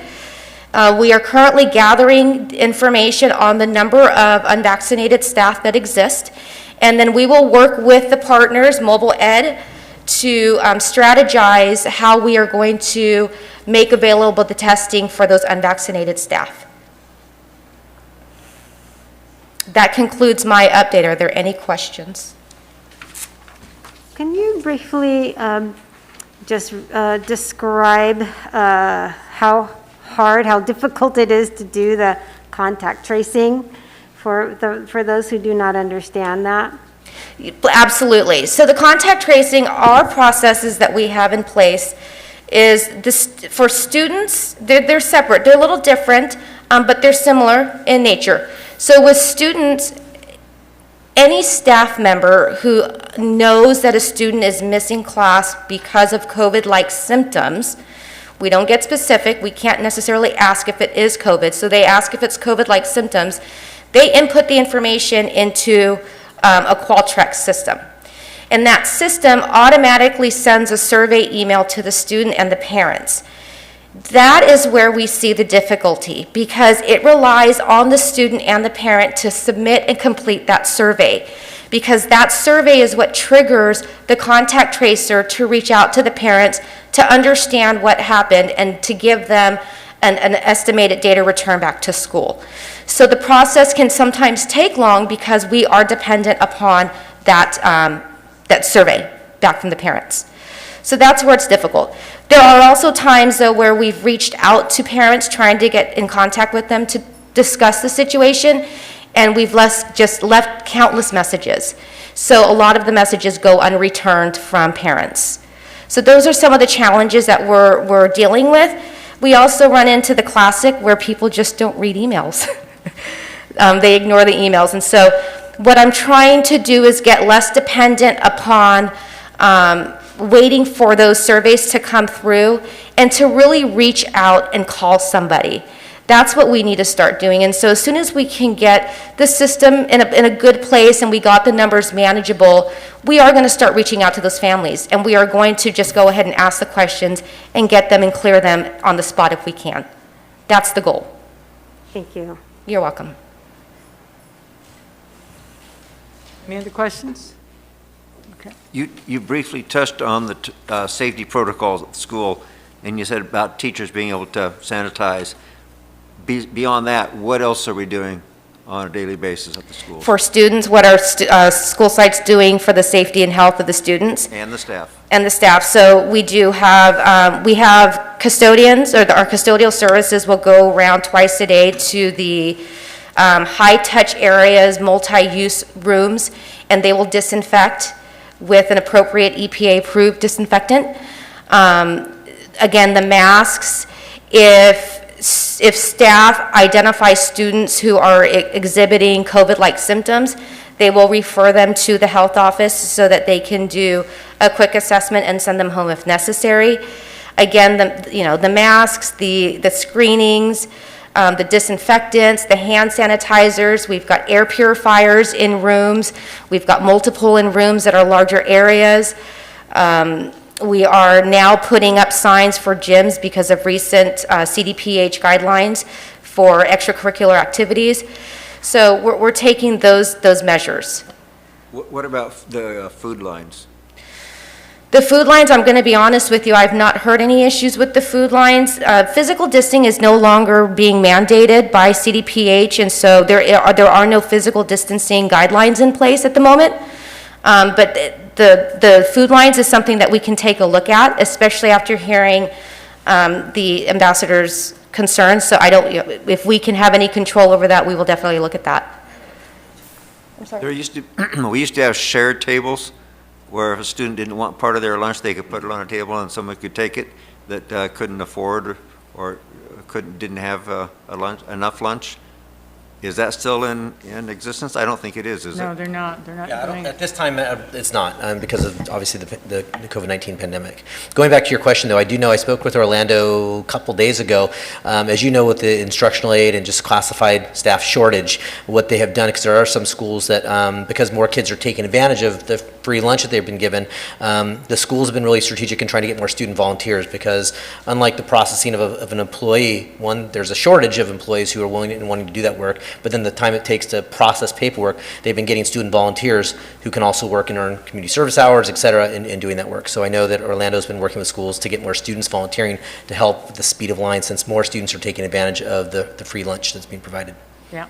Okay. Thank you. I have a question. The presentation that was given to all the teachers and all the campuses on our last late start date, was that a half-hour presentation, or was it? It was about an hour. It was about an hour? Yes. Is that something that is on line that we could see? I would be curious to see what was presented to the teachers. We can because- definitely share it. It's not online on the district website, but we can definitely share it with the board. The board, okay. Absolutely. I don't know about anybody else, but I would like to see what was told to the teachers, because I know by sitting in on the opening of schools task force, there was still a lot of questions, even after they had that presentation. So I'd like to see what was covered in that. One of the things we did as a result of that presentation is we've got an active Google document where principals or APs can take the concerns and questions of the staff and put it in that document and have either myself, Dr. Nien, Veronica, or another appropriate person respond to those questions. Okay. And the list is growing. Unfortunately. But yes, yeah. yes. Okay. So we're trying to really communicate all of the changes, everything we're trying to do to help protect the staff and the students, and be very open and honest about those things. But there's just still a lot of questions, because I'm amazed. I was listening to all of them on the meeting the other day, so. And CDPH is not helping us by constantly changing their decision trees when it comes to when they can quarantine, how long they can quarantine. Right. And so it's just a nonstop evolutionary of information. Are we utilizing a modified quarantine? We are for students, yes. All right, thank you. You're welcome. Anne Marie. And I just wanted to commend you for coming on board so quickly. You heard from the students' mouth that the students feel safe on campus, so congratulations. That's good to hear. Thank you. All right. Very good, thank you. Any other questions? I have a few questions. First of all, thank you, Manuel, for taking my call and going through a series of questions from me to kind of address some of the concerns that I had. So let me just go by, first of all, in terms of being transparent, what are our COVID numbers right now on campus? So our COVID numbers right now on campus between staff, are you looking for positive confirmations? Right. So we've got roughly 8, 9, 10, 16, 17, 18, 21, 22, 23, 24, 25 to 20 to 30 right now. And that's throughout the district, all the way from Kennedy all the way to... Those are all the sites, correct, all the school sites. And the district office. Right. So I know you talked about the protocol, just to make sure that people who are watching know what our process is. What is the protocol when we have a student who comes on campus and we figure that, hey, you know what, you are exhibiting symptoms, now go home? So the protocol at that point is whatever staff is receiving that information should be submitting the student's name into the Qualtrics system. There is a link for staff to use to fill out various information. And again, that link, once that's completed, it pushes out an email to the student and the staff, or excuse me, the student and the parent, asking them to complete the questionnaire. At which point, once that's done, we can get a contact tracer back onto that student to identify the circumstances behind that, and then give them an expected date of return to school. And again, that's dependent upon them completing that survey. So if they don't complete the survey, we are using contact tracers to call them, right? We're starting to implement that. And that's where I think I got a concern today from a parent. Usually she attends the meetings too. So the concern was that we are pulling people from, let's say, community liaison positions and actually using them to do contract traces. And I actually had answered saying that the reason was because we are short-staffed, so we are trying to pull staff from different areas to make sure that we, do this, right? Because this is one of the priorities. We got to make sure that we trace them back to whoever it is and make sure that those kids don't come back on campus. Now, the second question, I think this is a Jaron question, and Manuel answered this for me pretty well, is that when a student actually is sent home, then what do they do at home in terms of, I know we give them a packet to work on at home. right? If you can explain that. Yeah, so as you know with eCadence, we've been talking with our staff about making sure they upload student work in eCadence, because if they do that, then students have access to all their content and coursework while they're at home.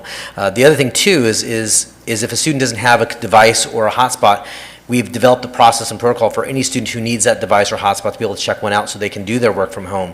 Also, for students who desire, there is a way for them to get traditional work brought up to the office the way they would normally do it before the pandemic, where they can do the work at home as well. We're also waiting the final guidance on the state in terms of what even short-term independent study might look like. So when a student is forced into quarantine because of their circumstance, there's a process that we'll have in place to support students with their work while they're out, so that way they don't miss a beat when they're at home. Right, so we're sending them for 10 days quarantine, right? That includes the weekend. Yes, I believe so. Yes? Yes. Okay. Yes. So my question is, because this is a question that a parent asked me, if there is an overachieving student, right, who gets done everything, all the work that's been given to them, is there a possibility that that student or the parent could actually request for more work to be done while they're at home? Yeah, sure, they could request more work to be done. It would just be working with the site admin and that student's teachers to be able to collect that work. All right, so the reason that I asked, yes, they can do that, but have we actually communicated that to our teachers to make sure that we follow up? Because in this particular case, student asked, obviously there was not a system established in order to give that extra work. So that student, for them, obviously they're idling at home. Of course, we're sending them thinking that they're, COVID positive, but they're going through the process of quarantining themselves. And if they're not, they're still staying home at, idling, which means they're losing instruction hours every single day that they're not on campus. Right. So that's a concern that I have, is that are we communicating that? And I think, Manuel, you addressed that to me, but I want to make sure that in public I ask this, is that are we communicating that to our teachers so that we have a system in place when we send students home, and are we monitoring those kids? And if they are requesting for more work to be added because they're done with their work, are we able to have a process of doing that? Yeah, and Manu, I don't know if it was discussed at the last teacher input, I wasn't at that meeting, but yes, if we are developing that process where that communication should be happening, where students who want additional work should be able to get it through the system with the admin and the teachers that they have. Mr. Jabbar, I think our parents need to address this as if it was a regular absence, like, a 10-day flu or something like that. During, prior to COVID, of course, if there was extra work that was needed, the teacher would supply that extra work. So, I think we need to approach it that same way. But to Dr. Freed's point too, and this is important that our public know this, that there's a new law coming in regarding independent study to allow districts to collect ADA, because that's really, really going to be important going forward as we deal with a number of these quarantines. So short answer is yes, I think that through eCadence we can upload, the teachers are uploading a lot of their lessons, and they can get ahead of it too as well very easily in terms of uploading future lessons or extra credit type of things. But also too, I think because of this new law affecting all of the districts throughout the state of California regarding independent study, so districts can collect ADA as well. So that's all coming. All right, and then the other question that I had was in terms of our the process of contact tracing. I know it's very arduous. Is there anything else that we could do in order to figure it out? Because there are certain weeks that I've monitored on the list that we get, right? Where at the beginning it was high, but then now I see the numbers have gone down, probably because of the fact that, everybody's following protocols, they know what it is, and they go through that. But I want to make sure that if you're having issues with staffing, how do we mitigate that, right? Obviously, short term, we can go ahead and pull people from different departments to do that. But do we have a plan for that, or are we thinking, well, maybe, look for, hopefully get everybody vaccinated when the vaccines are available for kids under that we could do more. So we actually do have 3 more contact tracers in queue and ready to start, and sorry, the 3 contact tracers ready to start. And the goal is, Mr. Jabbar, as we pull in some additional folks, we understand that the community liaisons, we are not their primary job. We know that they're there to serve their school and their community, and we do want to return them as soon as possible. So we just want to thank them for loaning them to us. But as we bring people in and train them, we're going to release those community liaisons back to their schools. The hope is no more than 4 weeks. So we've got 3 people right now that we can bring on board. We'll get them the training, and then we can release three more folks. There are currently 80 applications, and speaking with HR earlier today, there are about 80 applications that are pending review for additional contact tracers. Okay. So there is a plan in place. Obviously, we're just one of many departments who are in need of additional staffing, and so while they're helping us, they are helping others, but they understand our need.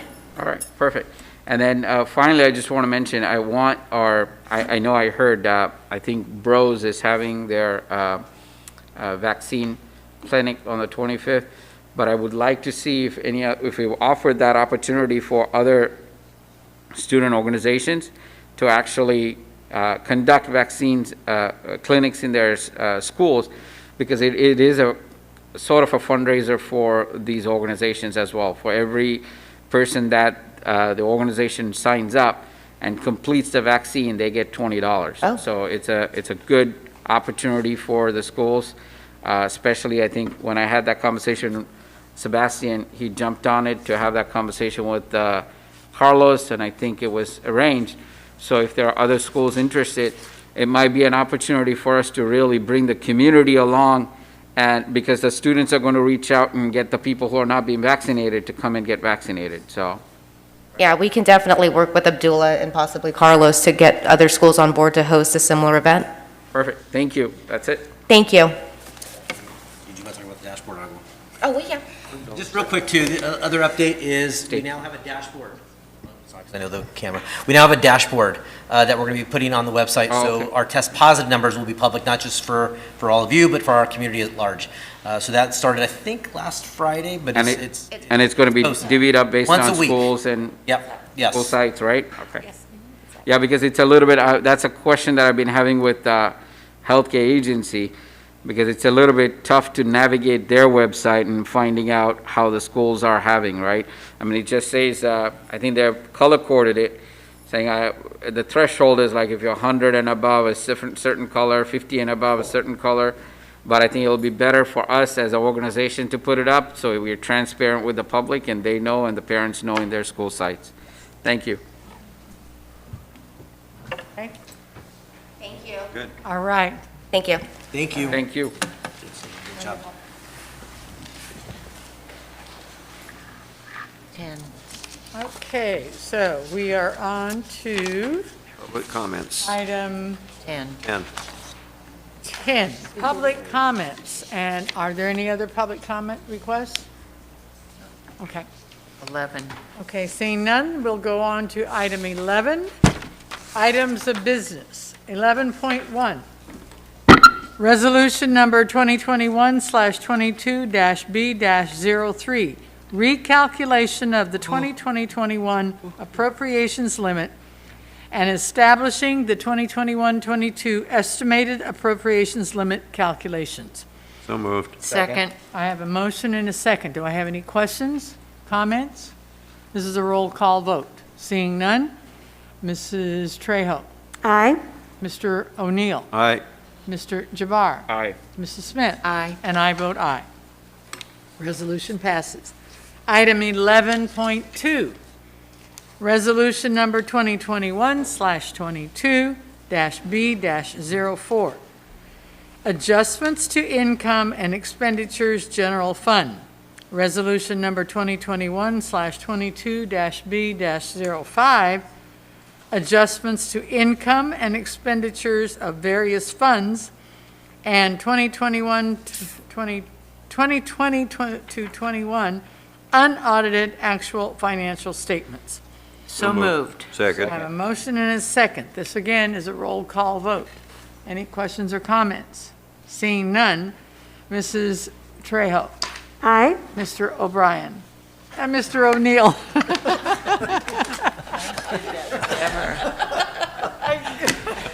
Because of Sorry, me. Brian. Yeah, she must have, it's contagious. Okay. Aye. Mr. Jabbar. Aye, I was just expecting another name, but okay. No, come on. I only do it to Brian. I'm Mrs. Smith. Smith. Aye. And I vote aye. I apologize. Come on. Okay, 11.3, resolution number 2021/22-B-06. Requests for proposals for E-rate year 25, data communications equipment, software, and other related electronic equipment, apparatus, and services. So moved. Second. I have a motion and a second. Do I have any questions or comments? Seeing none, roll call vote. Mrs. Trejo. Aye. Mr. O'Neill. Aye. Mr. Jabbar. Aye. Mrs. Smith. Aye. And I vote aye. 11.4, resolution number 2021/22-B-07.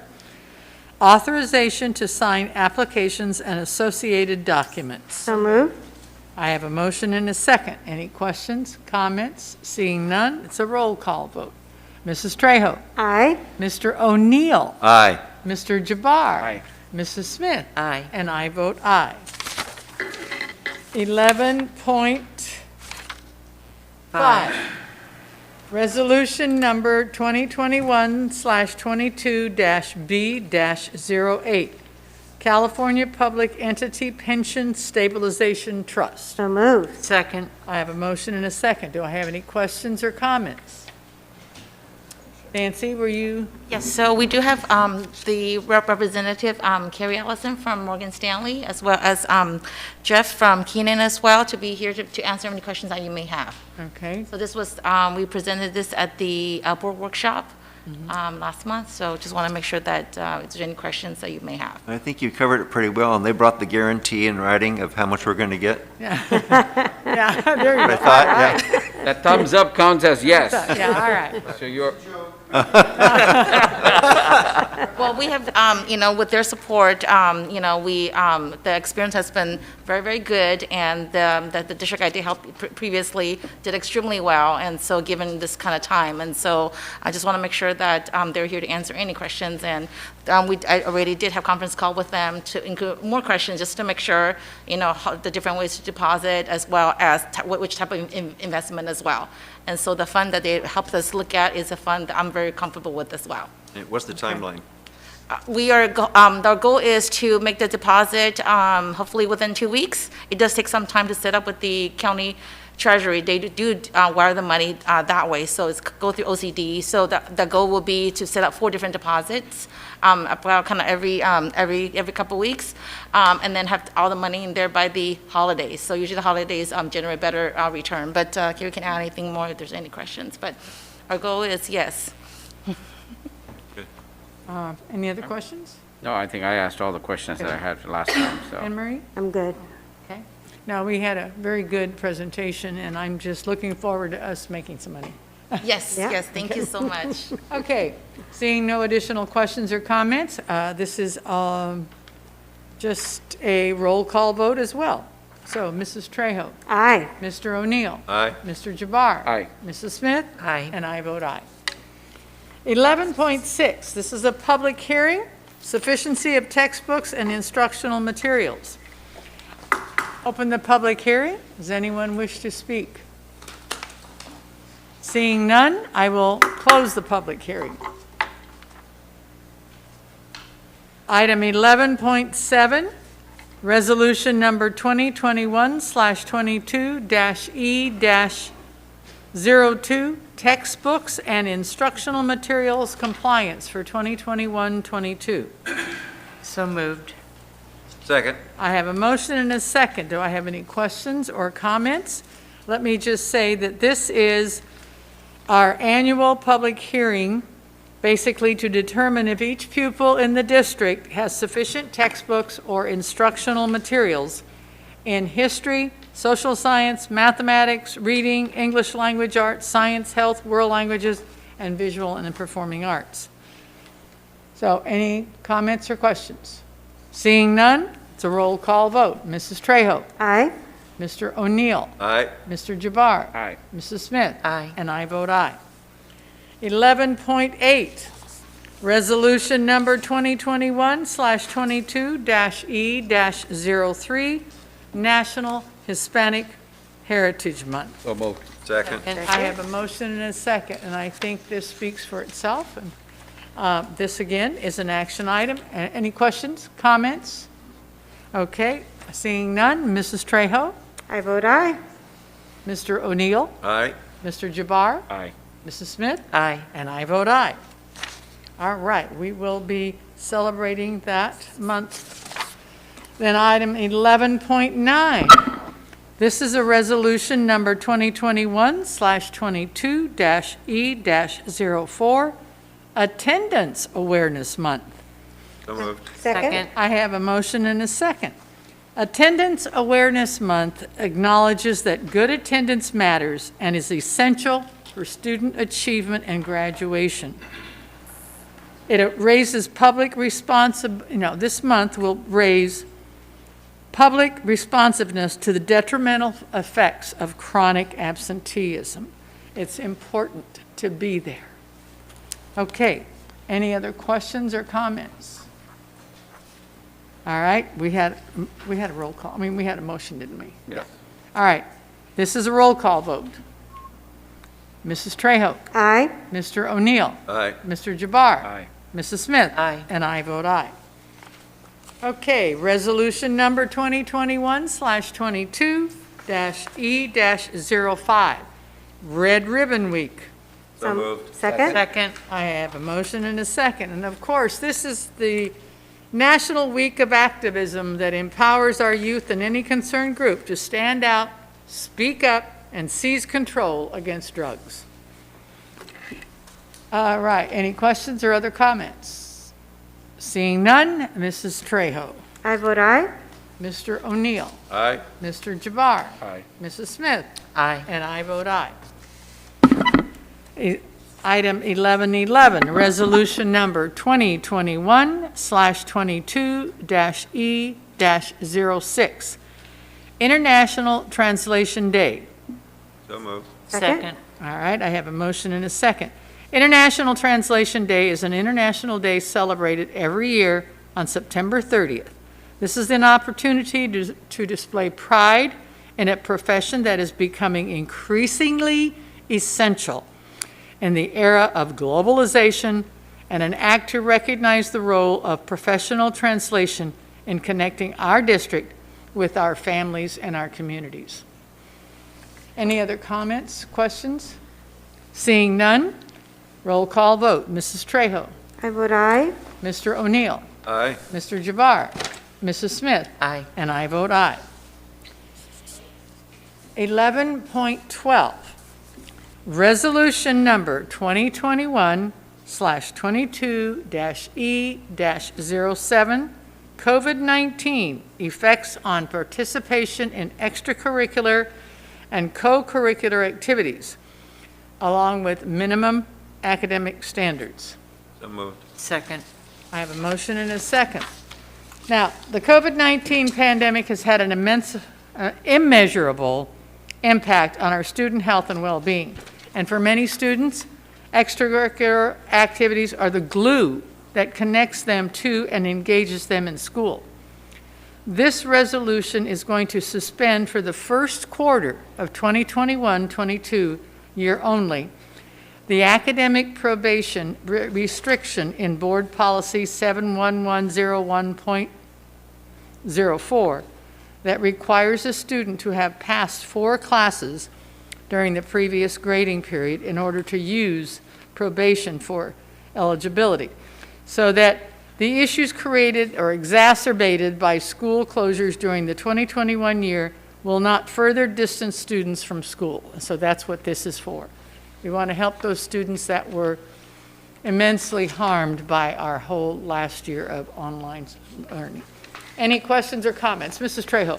Yeah, I would just like to ask, in the spirit of this resolution, that all students are really, and I know our counselors, teachers, admin are working really closely with our students. But in the spirit of this resolution, can we really work with our kids so that they still remain in these extracurricular activities? Absolutely. The thought was that for this first quarter, they're back on campus, they're connecting with their coaches, they're connecting with their teachers. They should be eligible or make eligibility for the second quarter. But because we have to use their last quarter grades, for many of our students, they didn't have that connection. Allowing them to participate in sports re-engages them back in school, because for some of those students, this is their connection back. So that's why this was an important resolution for us. So, Jaron, where are we with the CIF regulation on that one? So now that, well, pending board approval, then the schools are already ready to go to submit their hardships to CIF. As I had mentioned previously, this is part one. We're doing our part potentially, right? But then CIF has to exempt on their end a waiver as well. Typically, a hardship, as they would define it, is a student who may be hospitalized, which is why they weren't able to make grades. We're going to wait and see if they allow the COVID pandemic to be a hardship. But we're going to submit the 50 or so applications in hopes that they recognize this as a hardship, especially in a community where some of our students were living in really challenging environments, right, where it was hard for them to maintain academic grades. Can I request that maybe there's a letter that comes from the board with the signature of the board president asking, why we passed this resolution and why we think that it's important, especially for a school district like Anaheim, and talk about our COVID numbers and how it affected our families, and then make the case to say that, hey, you need to take a look at it. It's not only students being in a hospital, but this does ache to be a very, very serious issue in our community. So yeah, we can work on drafting a letter that we give to Mitch Olson to give to the ADs to attach to the application. And then please keep us, at least me, informed as soon as possible, so that way we could remedy it by maybe legislative, I don't know, whatever is there. All right, will do. Thank you. We have some folks on CSBA that are connected with the CIF, so we can send it to them too. Okay. So let's vote on it. Any other comments or questions? Okay, seeing none, then this also is a roll call vote. Mrs. Trejo? Aye. Mr. O'Neill? Aye. Mr. Jabbar? Aye. Mrs. Smith? Aye. And I vote aye. All right, 1113, resolution number 2021/22-HR-02, Week of the School Administrator. So moved. Second. I have a motion and a second, and I think this speaks for itself. They are hardworking administrators. Do I have any questions or comments? Standing ovations for all of our administrators. They've been doing such great work, and that's such a small thing to say, but we really mean it with all of our hearts, so. Yep, you betcha. Okay, roll call vote. Mrs. Trejo? Aye. Mr. O'Neill? Aye. Mr. Jabbar? Aye. Mrs. Smith? Aye. And I vote aye.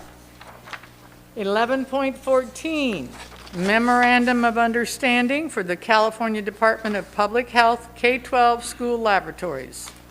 So moved. Second? I have a motion and a second. The district has secured a partnership with the California Department of Public Health to provide end-to-end operational support for the COVID-19 SARS-CoV-2 testing for the district. So we're in the middle of it. Any questions or comments? Okay, this is an action item, but it's not a roll call. So if I have no questions or comments, all in favor? Aye. Aye. Opposed? Motion passes. Okay, 11.15. This is the Alternate Fuel Compressed National Gas Fuel Station Grant Funding Program Approval, Southern California Air Quality Management District. Action item? So moved. Second? I have a motion and a second. Now, the district staff has applied for and been awarded almost $500,000 to install a CNG fueling station for our 15 new CNG buses.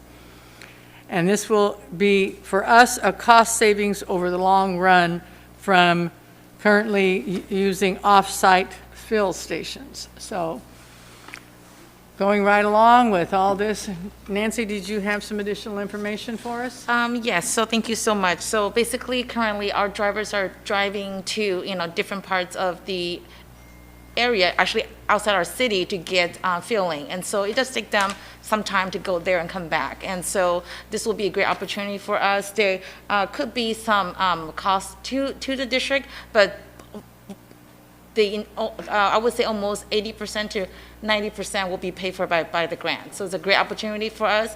We were able, thank you so much, Scott, for following up. We were able to get in 3-month extension, so we're able to get the project going. So everything is, given the current conditions of COVID and different things like that, AQMD did just written to us in writing that we are getting the 3-month extension. So thank you so much, Scott, for following up with them today. Very good. Wow. Good. This will actually be a savings for us after the initial investment. Exactly. We, because we do pay drivers on the clock when they go and come back, and it could take up to sometimes minimum about 1 hour. I mean, it's to drive there, you have to wait, and you have to come back versus, you basically, you're, in our bus yard, and you just plug it in, and then you leave it there. So this will definitely have a lot of savings as well as time as well. Where will the generating station be? It will be to that one there, right? Scott, do you want to come up to? So there's some initial plans right now already. Thank you. So this is Scott Singren. He's our acting director for the time being. Oh, hello. Yes, thank you. The fueling station will be in the smaller bus yard where in the the corner? diesel fuel station is. Behind the PDC. Yeah, it'll be right there in the corner on Crescent and the actual driveway, just inside the fence. And we're looking for 4 slow fill stations and 1 fast fill station. Just in case there's an emergency and one of the buses did not get filled, we can do a fast fill as well. Okay. Is it going to be designed so they can just drive in and drive out, or do they have to pull in, back up? We'll be able to drive in, back it in, keep it overnight, and then we can rotate the buses. Out of the 15, we'll rotate 4 every night. Okay. So. And how long will it take once we say go? How many months? They didn't say an exact timetable, but we needed the extension to get the project started. They promised us, or they told us that they can get the project started within the 3 months extension. And the time frame was supposed to end October 29th, and they're going to give us an extension on top of that. Is this project through Patty? Yes, so Patty and Brad will be working together as well in consultation with Matt and Scott as well. It is a big project, so we will probably go out for an RFP first to get that, and then it could probably go into a energy savings process for that. So it will take some time. So the initial design was due on October 29th.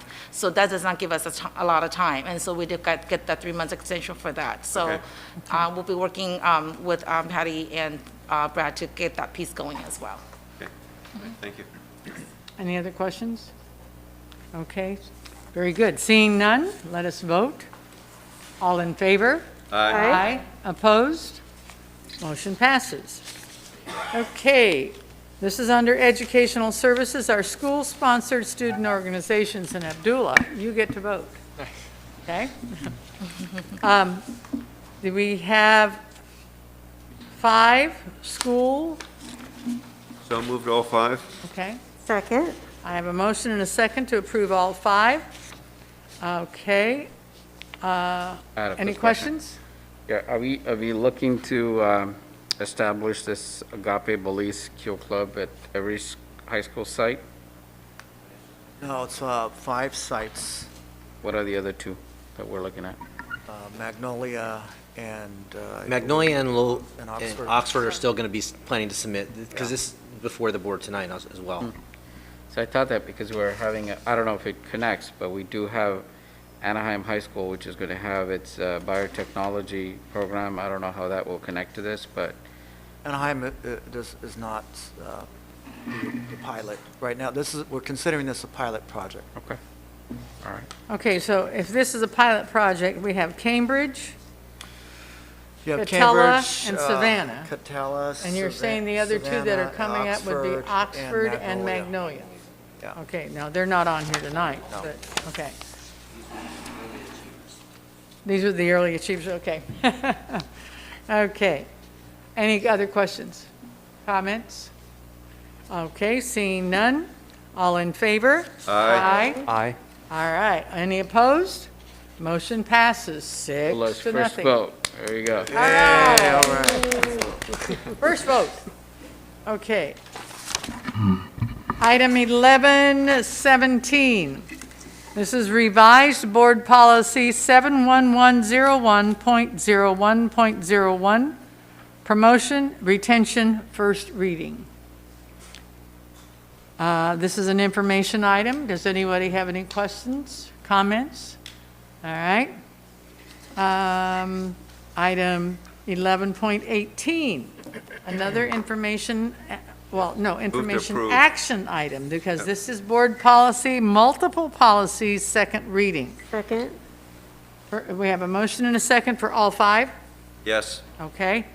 Any questions? Just to say God bless our special ed department. Yeah. With everything they have to go through and all of these intricate, details. It's very difficult. Oh, Yeah. I know. They keep doing that to Amazing. us more and more. There's always something new. Mm-hmm. Okay. They're doing a great job. Yeah. Any other questions, comments? Okay, taking all 5. I have a motion and a second. Let us vote. All in favor? Aye. Opposed? Okay. 11.19, Membership Accrediting Commission for Schools, Western Association of Schools and Colleges, also known as WASC. So moved. Second? I have a motion and a second. All right. This accreditation process, which is managed by WASC, costs us. So are there any questions or comments? It looks like Anaheim is coming up for accreditation this year? Next true? year, right? Anaheim's coming up? Yes. Okay. So they're the only one coming up for accreditation this year, and then we've got, 3 next year. Okay, so any other questions or comments on this? Okay, seeing none, all in favor? Aye. Opposed? That's a very important acknowledgement. A WASC rating is extremely important. Without it, our kids wouldn't have the ability to move on to college. Is right. Okay, 1120, Houghton Mifflin Harcourt, additional junior high student and teacher materials, mathematics materials. So moved. Second? I have a motion and a second. Now, this is for our junior high maths teacher materials. So, do I have any other questions, comments? Do you have anything to add, Dr. Freed? Okay. Right. In other words, we lowered our class sizes, which means we needed more teachers. So we got more teachers that need books. Okay. Any other comments, questions? Seeing none, all in favor? Aye. Opposed? Okay, 1121, McGraw-Hill, additional high school student and teacher mathematics materials. Same thing. So moved. Second? All right, any questions, comments? Seeing none, all in favor? Aye. Opposed? None, okay. 1122, Memorandum of Understanding, Coral K Foundation. So moved. Second? All right, I have a motion and a second, and this Coral K Foundation is the California nonprofit public benefit corporation that was formed for the purpose of addressing medical and ecological education as well as missions in Belize. And this is where our Agape Belize Club comes from. We're hoping to send 12 students next summer, and this is through the generosity and sponsorship of, where's his name here? Mr. Tim Wynn. Tim Wynn, okay. And so he's sponsoring these, and then the district will send 4 teachers. Up to four teachers to supervise the students, depending upon how many students end up applying and going. So this is a phenomenal opportunity. It really is. And we have to thank people like Mr. Nguyen for, coming forward and doing this and supporting this, because phenomenal learning experience for our students. So, Our AIM program is now international. is it? Yep. Oh, yeah, right. Yeah, I didn't think about that, right. Hey, we're just, I'll chaperone. yeah, I know. Not a bad idea. Okay. Last time I was supposed to chaperone, I was supposed to go to Japan, and then the tsunami hit. I lost $100 on my airplane ticket. They wouldn't refund it all. Oh, well. Such is life. Okay, everybody, all in favor? Aye. Opposed? Okay. 1123, Loss Control Services Agreement, Keenan and Associates. So moved. Move, second. All right, a motion and a second. This is an innovative insurance and financial solution for schools, okay? Anybody have any questions, comments? Okay. Seeing none, all in favor? Aye. Opposed? All right, motion passes. Item 1124, Consulting Agreement, Matthew Menaged. So moved. All right, second? Second. All right, I have a motion and a second. Mr. Menaged is a professional bassist, and he will be a drill designer and visual instructor for several award-winning high school marching bands in Southern California. So we're going to utilize his expertise. Just curious, these things don't usually come through the board, so we're seeing a couple of them now. Well, we're using the ESSER funds or the expanded learning grant funds. Gotcha, okay. Okay, so we should see them, yes. Okay. Okay? Any other questions, comments? Seeing none, all in favor? Aye. Opposed? Okay, motion passes. 1125, Educational Consulting Agreements, District Theater and Dance Workshop. So moved. Second. All right, a motion and a second. This again has to do with our district's theater and dance program.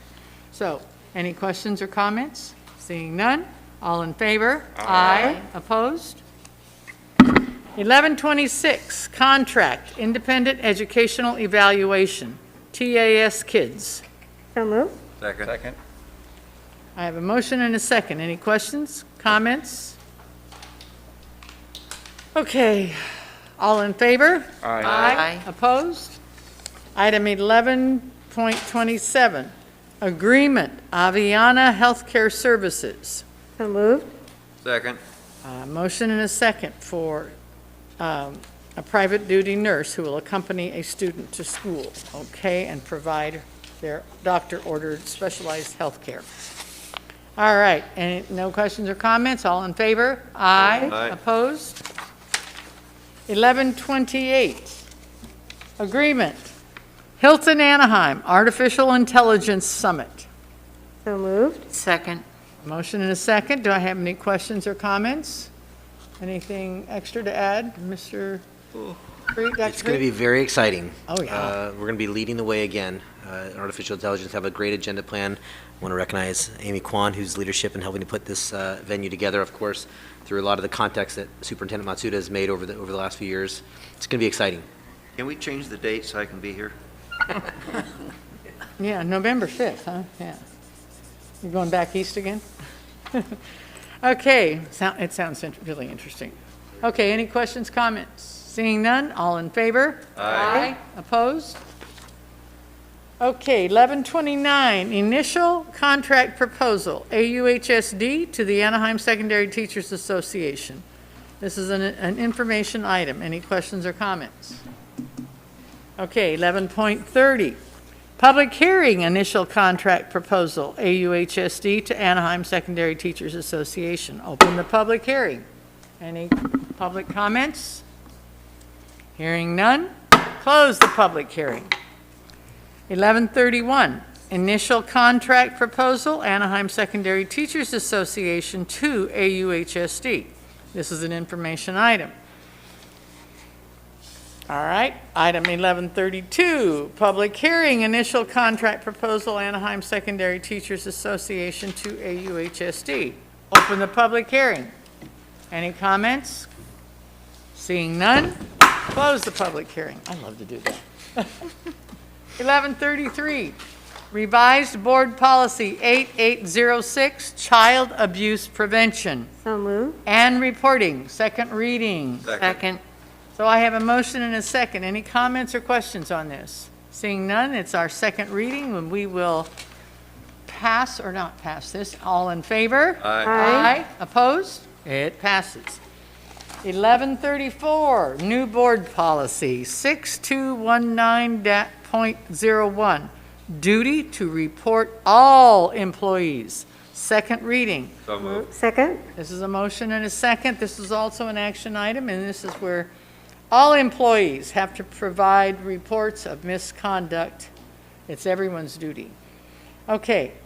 Any questions, comments? All in favor? Aye. Opposed? 1135, substitute teacher pay increase. So moved. Second. Second. Motion and a second. Any questions or comments? We need substitutes, so we're trying our best to attract. I mean, whatever we can to, we're jacking up the payment because we've had a real problem getting subs. People aren't out there, so. It's across the, And as I understand, it's Across the state. beginning to help. Our increased payment, have sub, for our day-to-day subs is up to 155 and our long-term are 185. And you become a long-term sub after 10 days, so come on, people, come to work. Okay, substitute, anybody else got a questions or I comments? was just saying that this is an issue throughout the state, so. Oh, I know. Not just It's our not just issue. us. We're battling with other districts to get the subs. Come work for us, people. Okay. All in favor? Aye. Opposed? Okay. 11.36, agreement Emerson College. So moved. Second? I have a motion and a second. All right, this is a traditional agreement with university programs to provide opportunities for students to do their fieldwork. Any other questions? Seeing none? All in favor? Aye. Opposed? Okay, seeing none, pass it.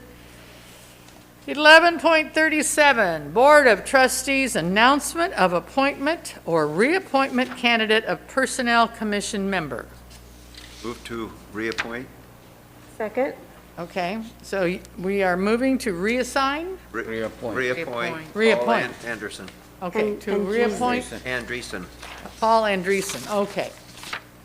Yeah, we've got to get the whole thing in there, okay. Any questions or comments? Seeing none, all in favor? Aye. Opposed? None. So Paul Andreessen will be reappointed for another 3-year term, right? Is it, or 2? 3? I think it's 3. 3, if I'm not mistaken. Yeah, okay. All right. Agreement, 11.38. Agreement Cooperative Strategies LLC. So moved. I have a motion, do I have a second? Second. Okay. Any questions or comments?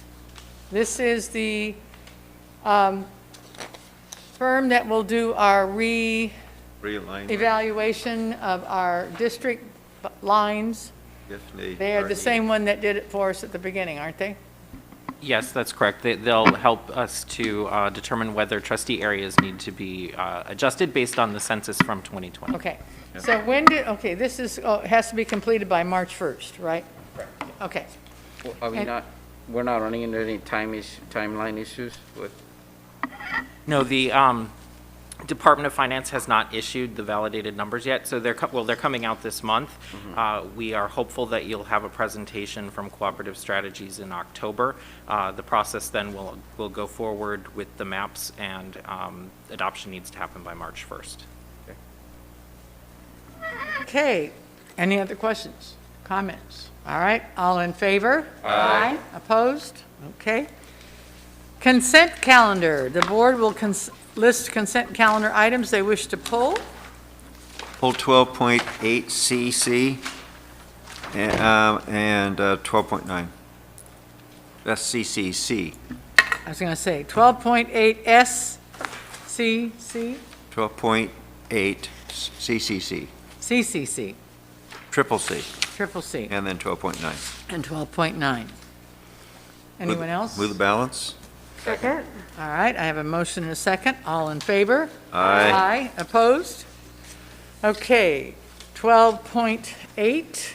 CCC and 12.9. Okay. So moved. Second? I have a motion and a second. Any questions? Okay, all in favor? Aye. Oppose? Abstain? Aye. I have one abstention. Okay, so we are on to 13, superintendent and staff report. No report. No report tonight. No report. No report. How about that? Okay. All right. Number 14, Board of Trustees. Oh, No report. Manuel. Come on, I'm sorry. All right. So Board of Trustees report, announcements here regarding school visits, conference attendance, etc. Mrs. Trejo. Okay, first of all, welcome again, Abdullah. A wonderful, absolutely brilliant presentation. And boy, you knocked it out of the park. You can rest a little bit now. No, we're looking forward to all your reports. We thank you. And just to tell you that we all understand if you have something to do after you give your report, we won't hold you till, the late hour sometimes that we have to stay on the board. So, but if you have to go, don't hesitate to do that. We appreciate you. We know how hard you're working. So thank you. Ms. Piercy, that was a lovely moment of silence. Thank you so much for reminding everyone, where we are, where we've been, and where we're going. So giving us that reminder. I attended my ROP meetings. I think there were maybe 2. I also attended the annual nurses graduation that ROP holds. It was at the Knott's Berry Farm Hotel. How many nurses graduated? Oh gosh, that's a trick question. Just about. Just about. I think there were about 56. Not that many. Yeah, there were quite a few, but this cohort, bless them, had to extend their 14 months to 20 months because of COVID. They couldn't do their clinical hours, and so they really were a close-knit group, and I'm hearing that they've all really have good jobs lined up because there's a nursing shortage. Right, there's a shortage, and because they're a really astute group, and everybody understood how long they've waited to do the clinicals, and so they all, I think, are getting really great resumes. I attended, unfortunately, due to car issues, I haven't been able to attend a lot of the back-to-school nights, but I did attend Brookhurst. It just seems so long ago, and the enthusiasm on the campus. I noticed when I was driving around to get to the parking lot, families were walking to get to Brookhurst, and there wasn't an open parking space in the area. They were really enthusiastic. They were there early, and just there was a great buzz on campus. So congratulations to them. I attended Lexington, and I only glanced at you. I saw you there, but I heard most of us were there at Lexington. I couldn't hear the announcements because I had gone a couple halls deep, and so I missed the announcement part of it. But I know there were a lot of wonderful conversations going on. All the parents were really interested in speaking to the teachers. I like that atmosphere when they're out of their classrooms. I really like that when they are doing that. It just seems like it's more festive. I attended Oxford's, and I also briefly attended Western. And at Western, I got stuck at the front because there was ambassador there and a couple of students, and I took the time to sit down and ask them those really difficult questions, and they answered them, and they were very honest with me about how they felt about the campus, and it was all positive. So just want to give that report. Let's see, I attended the Orange County delegate meeting online for our CSBA, our Orange County delegate meeting. I also attended an Ethnic Studies Task Force meeting And I was invited to come to listen to one of the executive committees of the Black Lives Matter group. They had an issue to discuss. And I also, this past Saturday, attended an early Moon Festival celebration in the Vietnamese community at the Asian market. So they were celebrating early. And a lot of our VSA students were volunteering for the event. So I got to meet a lot of our students there, and I was asked to sing. So that was kind of fun, and gave a really great shout out to our student volunteers. Well, that's my report. Thank you. And Mr. O'Neill. I attended a sister city meeting, and we're still meeting virtually. People, I guess, don't like to get together in one room yet, so, Yeah. but it works very well. Nothing has been decided yet on our exchange of students going to Japan, so that is still being worked on. I attended a principals meeting, and I think I've attended all back-to-school nights. I think it's around 8, except for Magnolia. I had a conflict with Magnolia. I was at a city council meeting instead. But I have to say that all the back-to-school nights have been, from my perspective, have been well attended. The teachers have been very engaged with the students and parents, so I think it's been working very well. I know that they have enjoyed being outside because of the situation as of right now, so we'll see what happens in the future. But I'm looking forward to the next go-round of back-to-school nights and see how those are. Yep. Okay. Mr. Jabbar? All right, so I'll start off with, I actually attended all the back-to-school. So South Junior High, Dale Junior, Magnolia, Sycamore, Anaheim, Brookhurst, Oxford, Western, and Lexington. Again, same as Mr. O'Neill. I had some great conversations with teachers who are very, very interested or very excited to be back on campus, same as parents and students as well.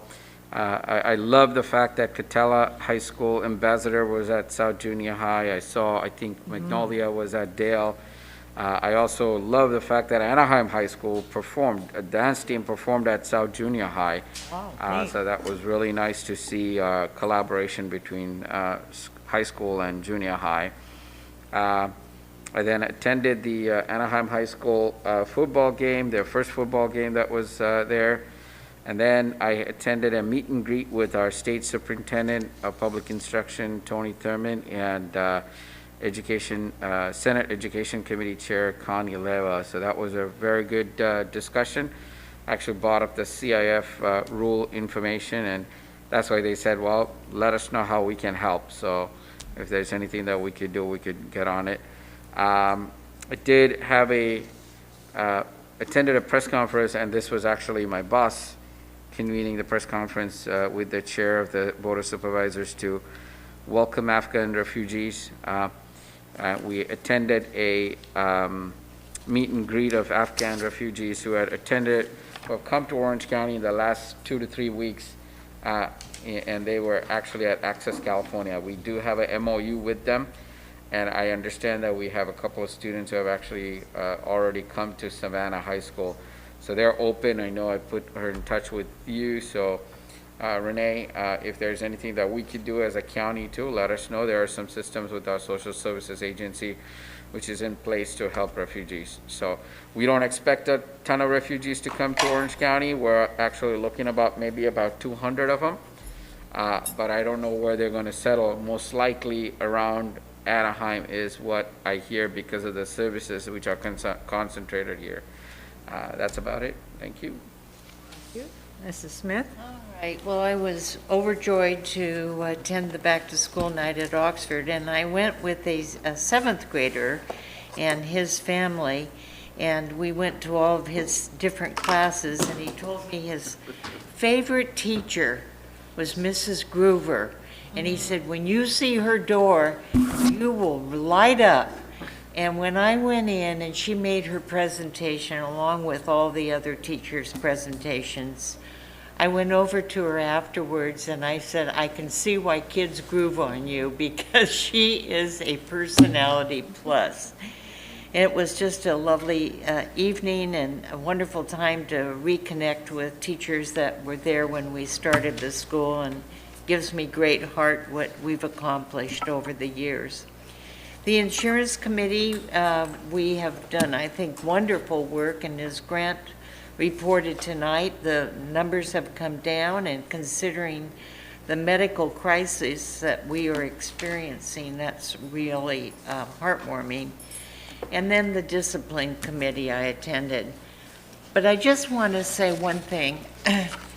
In addition to what Mrs. Piercy said, for the moment of silence, I am in awe of watching television, of all these reports throughout the world of just tragedy after tragedy after tragedy, and the problems that we've had with just hurricanes and fires in this country. And I watch it from the sanctity of our home with all of the things that so many people are having to go through, weather. We have friends in New Orleans. He's going through chemo, and my husband served in Vietnam with him, and they lost their roof. And there are not enough roofers. So you can understand, I just feel such gratitude that we have this community. We are so fortunate.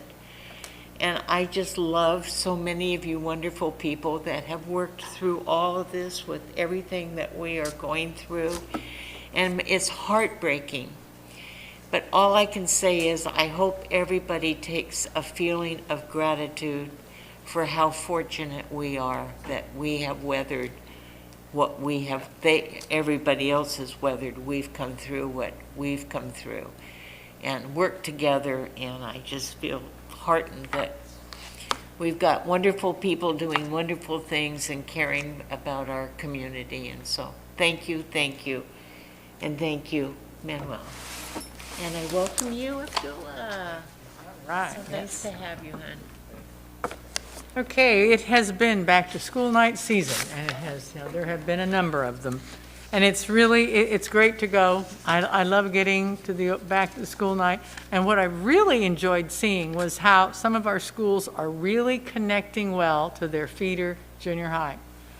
To see the Western and Orangeview come together. Western was at Orangeview's back to school night. I mean, they were there right along with, the rest of Orangeview, and it was just, really, I liked it. I really did. And I think a couple of the schools have gotten some real good connections, and then to see our ambassadors at the junior highs. So I went to 10 schools so far, and that's about it. I haven't made it. There's still, I missed some, but we've still got some coming. There's one tomorrow, and there's some others. So I also did an e-cadence workshop. We had an e-cadence class, actually, on 2 days. And I thought, well, maybe I could learn something. Well, it kind of left me in the dark.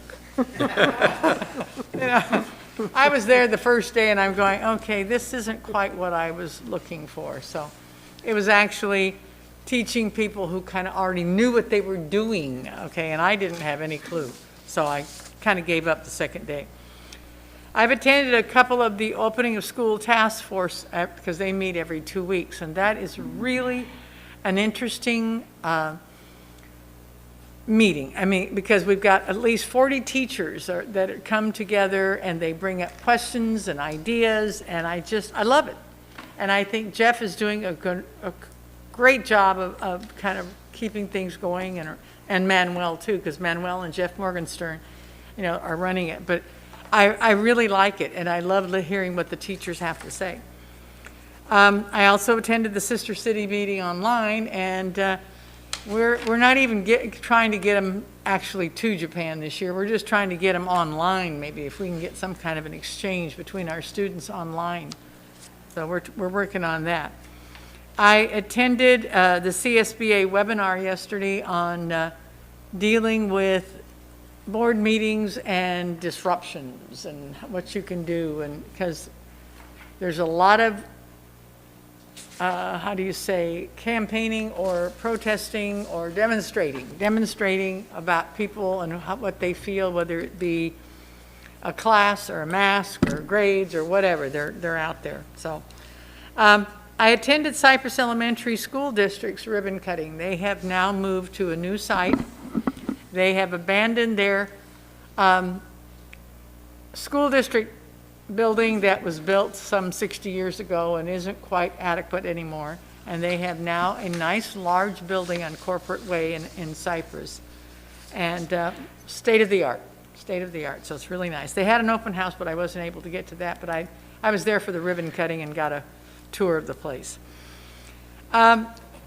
Here's something I did. Okay, I went to the Buena Park State of the City. And I have been going to the Buena Park State of the City now for several years, and it was very nicely done, but I was more than a little miffed. Okay?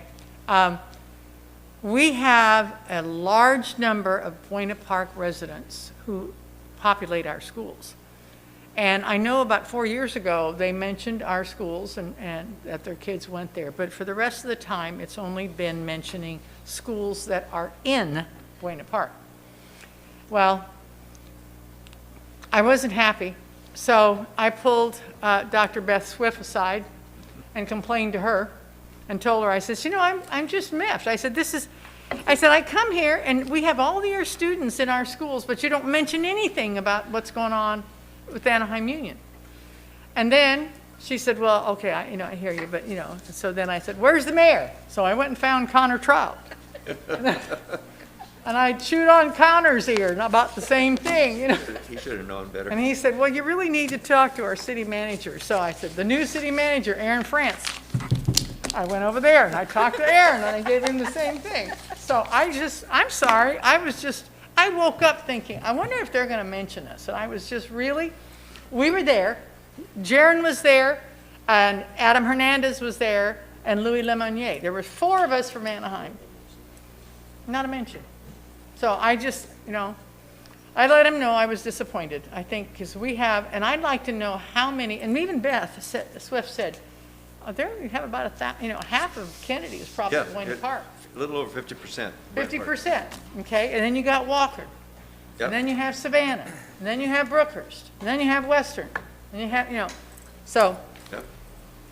And did I say Kennedy? Yeah, Yep. no, Kennedy. Lexington and Cypress. And, of course, Oxford. They all have Buena Park residents. We have a section of Buena Park that they call the Boot in Cypress that's surrounded by Cypress.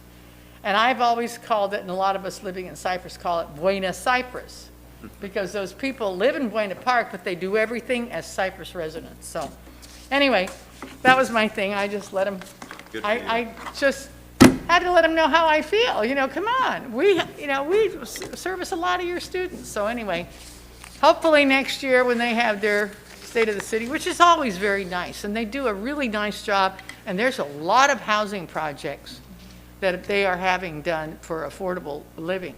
And I'm sure it's going to help us as far as attendance. Uh-oh, what? Hot off the press, 2,700 students from Buena Park that attend AUHSD. 2,700. Out of our district, okay. Thank you.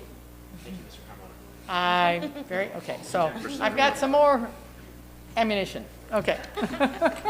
Anyway, I kind of thought that was funny, but I was hot under the collar. I just wanted them to know. Okay. That will be it, I think, for now. And we are going on to advanced planning, 15-1, our future meeting dates. Our next meeting of the Board of Trustees will be on a Thursday again, October 14th at 6 p.m. Yep. And then in November, it will be November 18th. And in December, it will be on a Tuesday again on the 14th of December. So suggested agenda items, any? Because it has to go before December. Okay, seeing none, do I have a motion to adjourn? Second. I have a motion and a second to adjourn. We are adjourning at 8:40.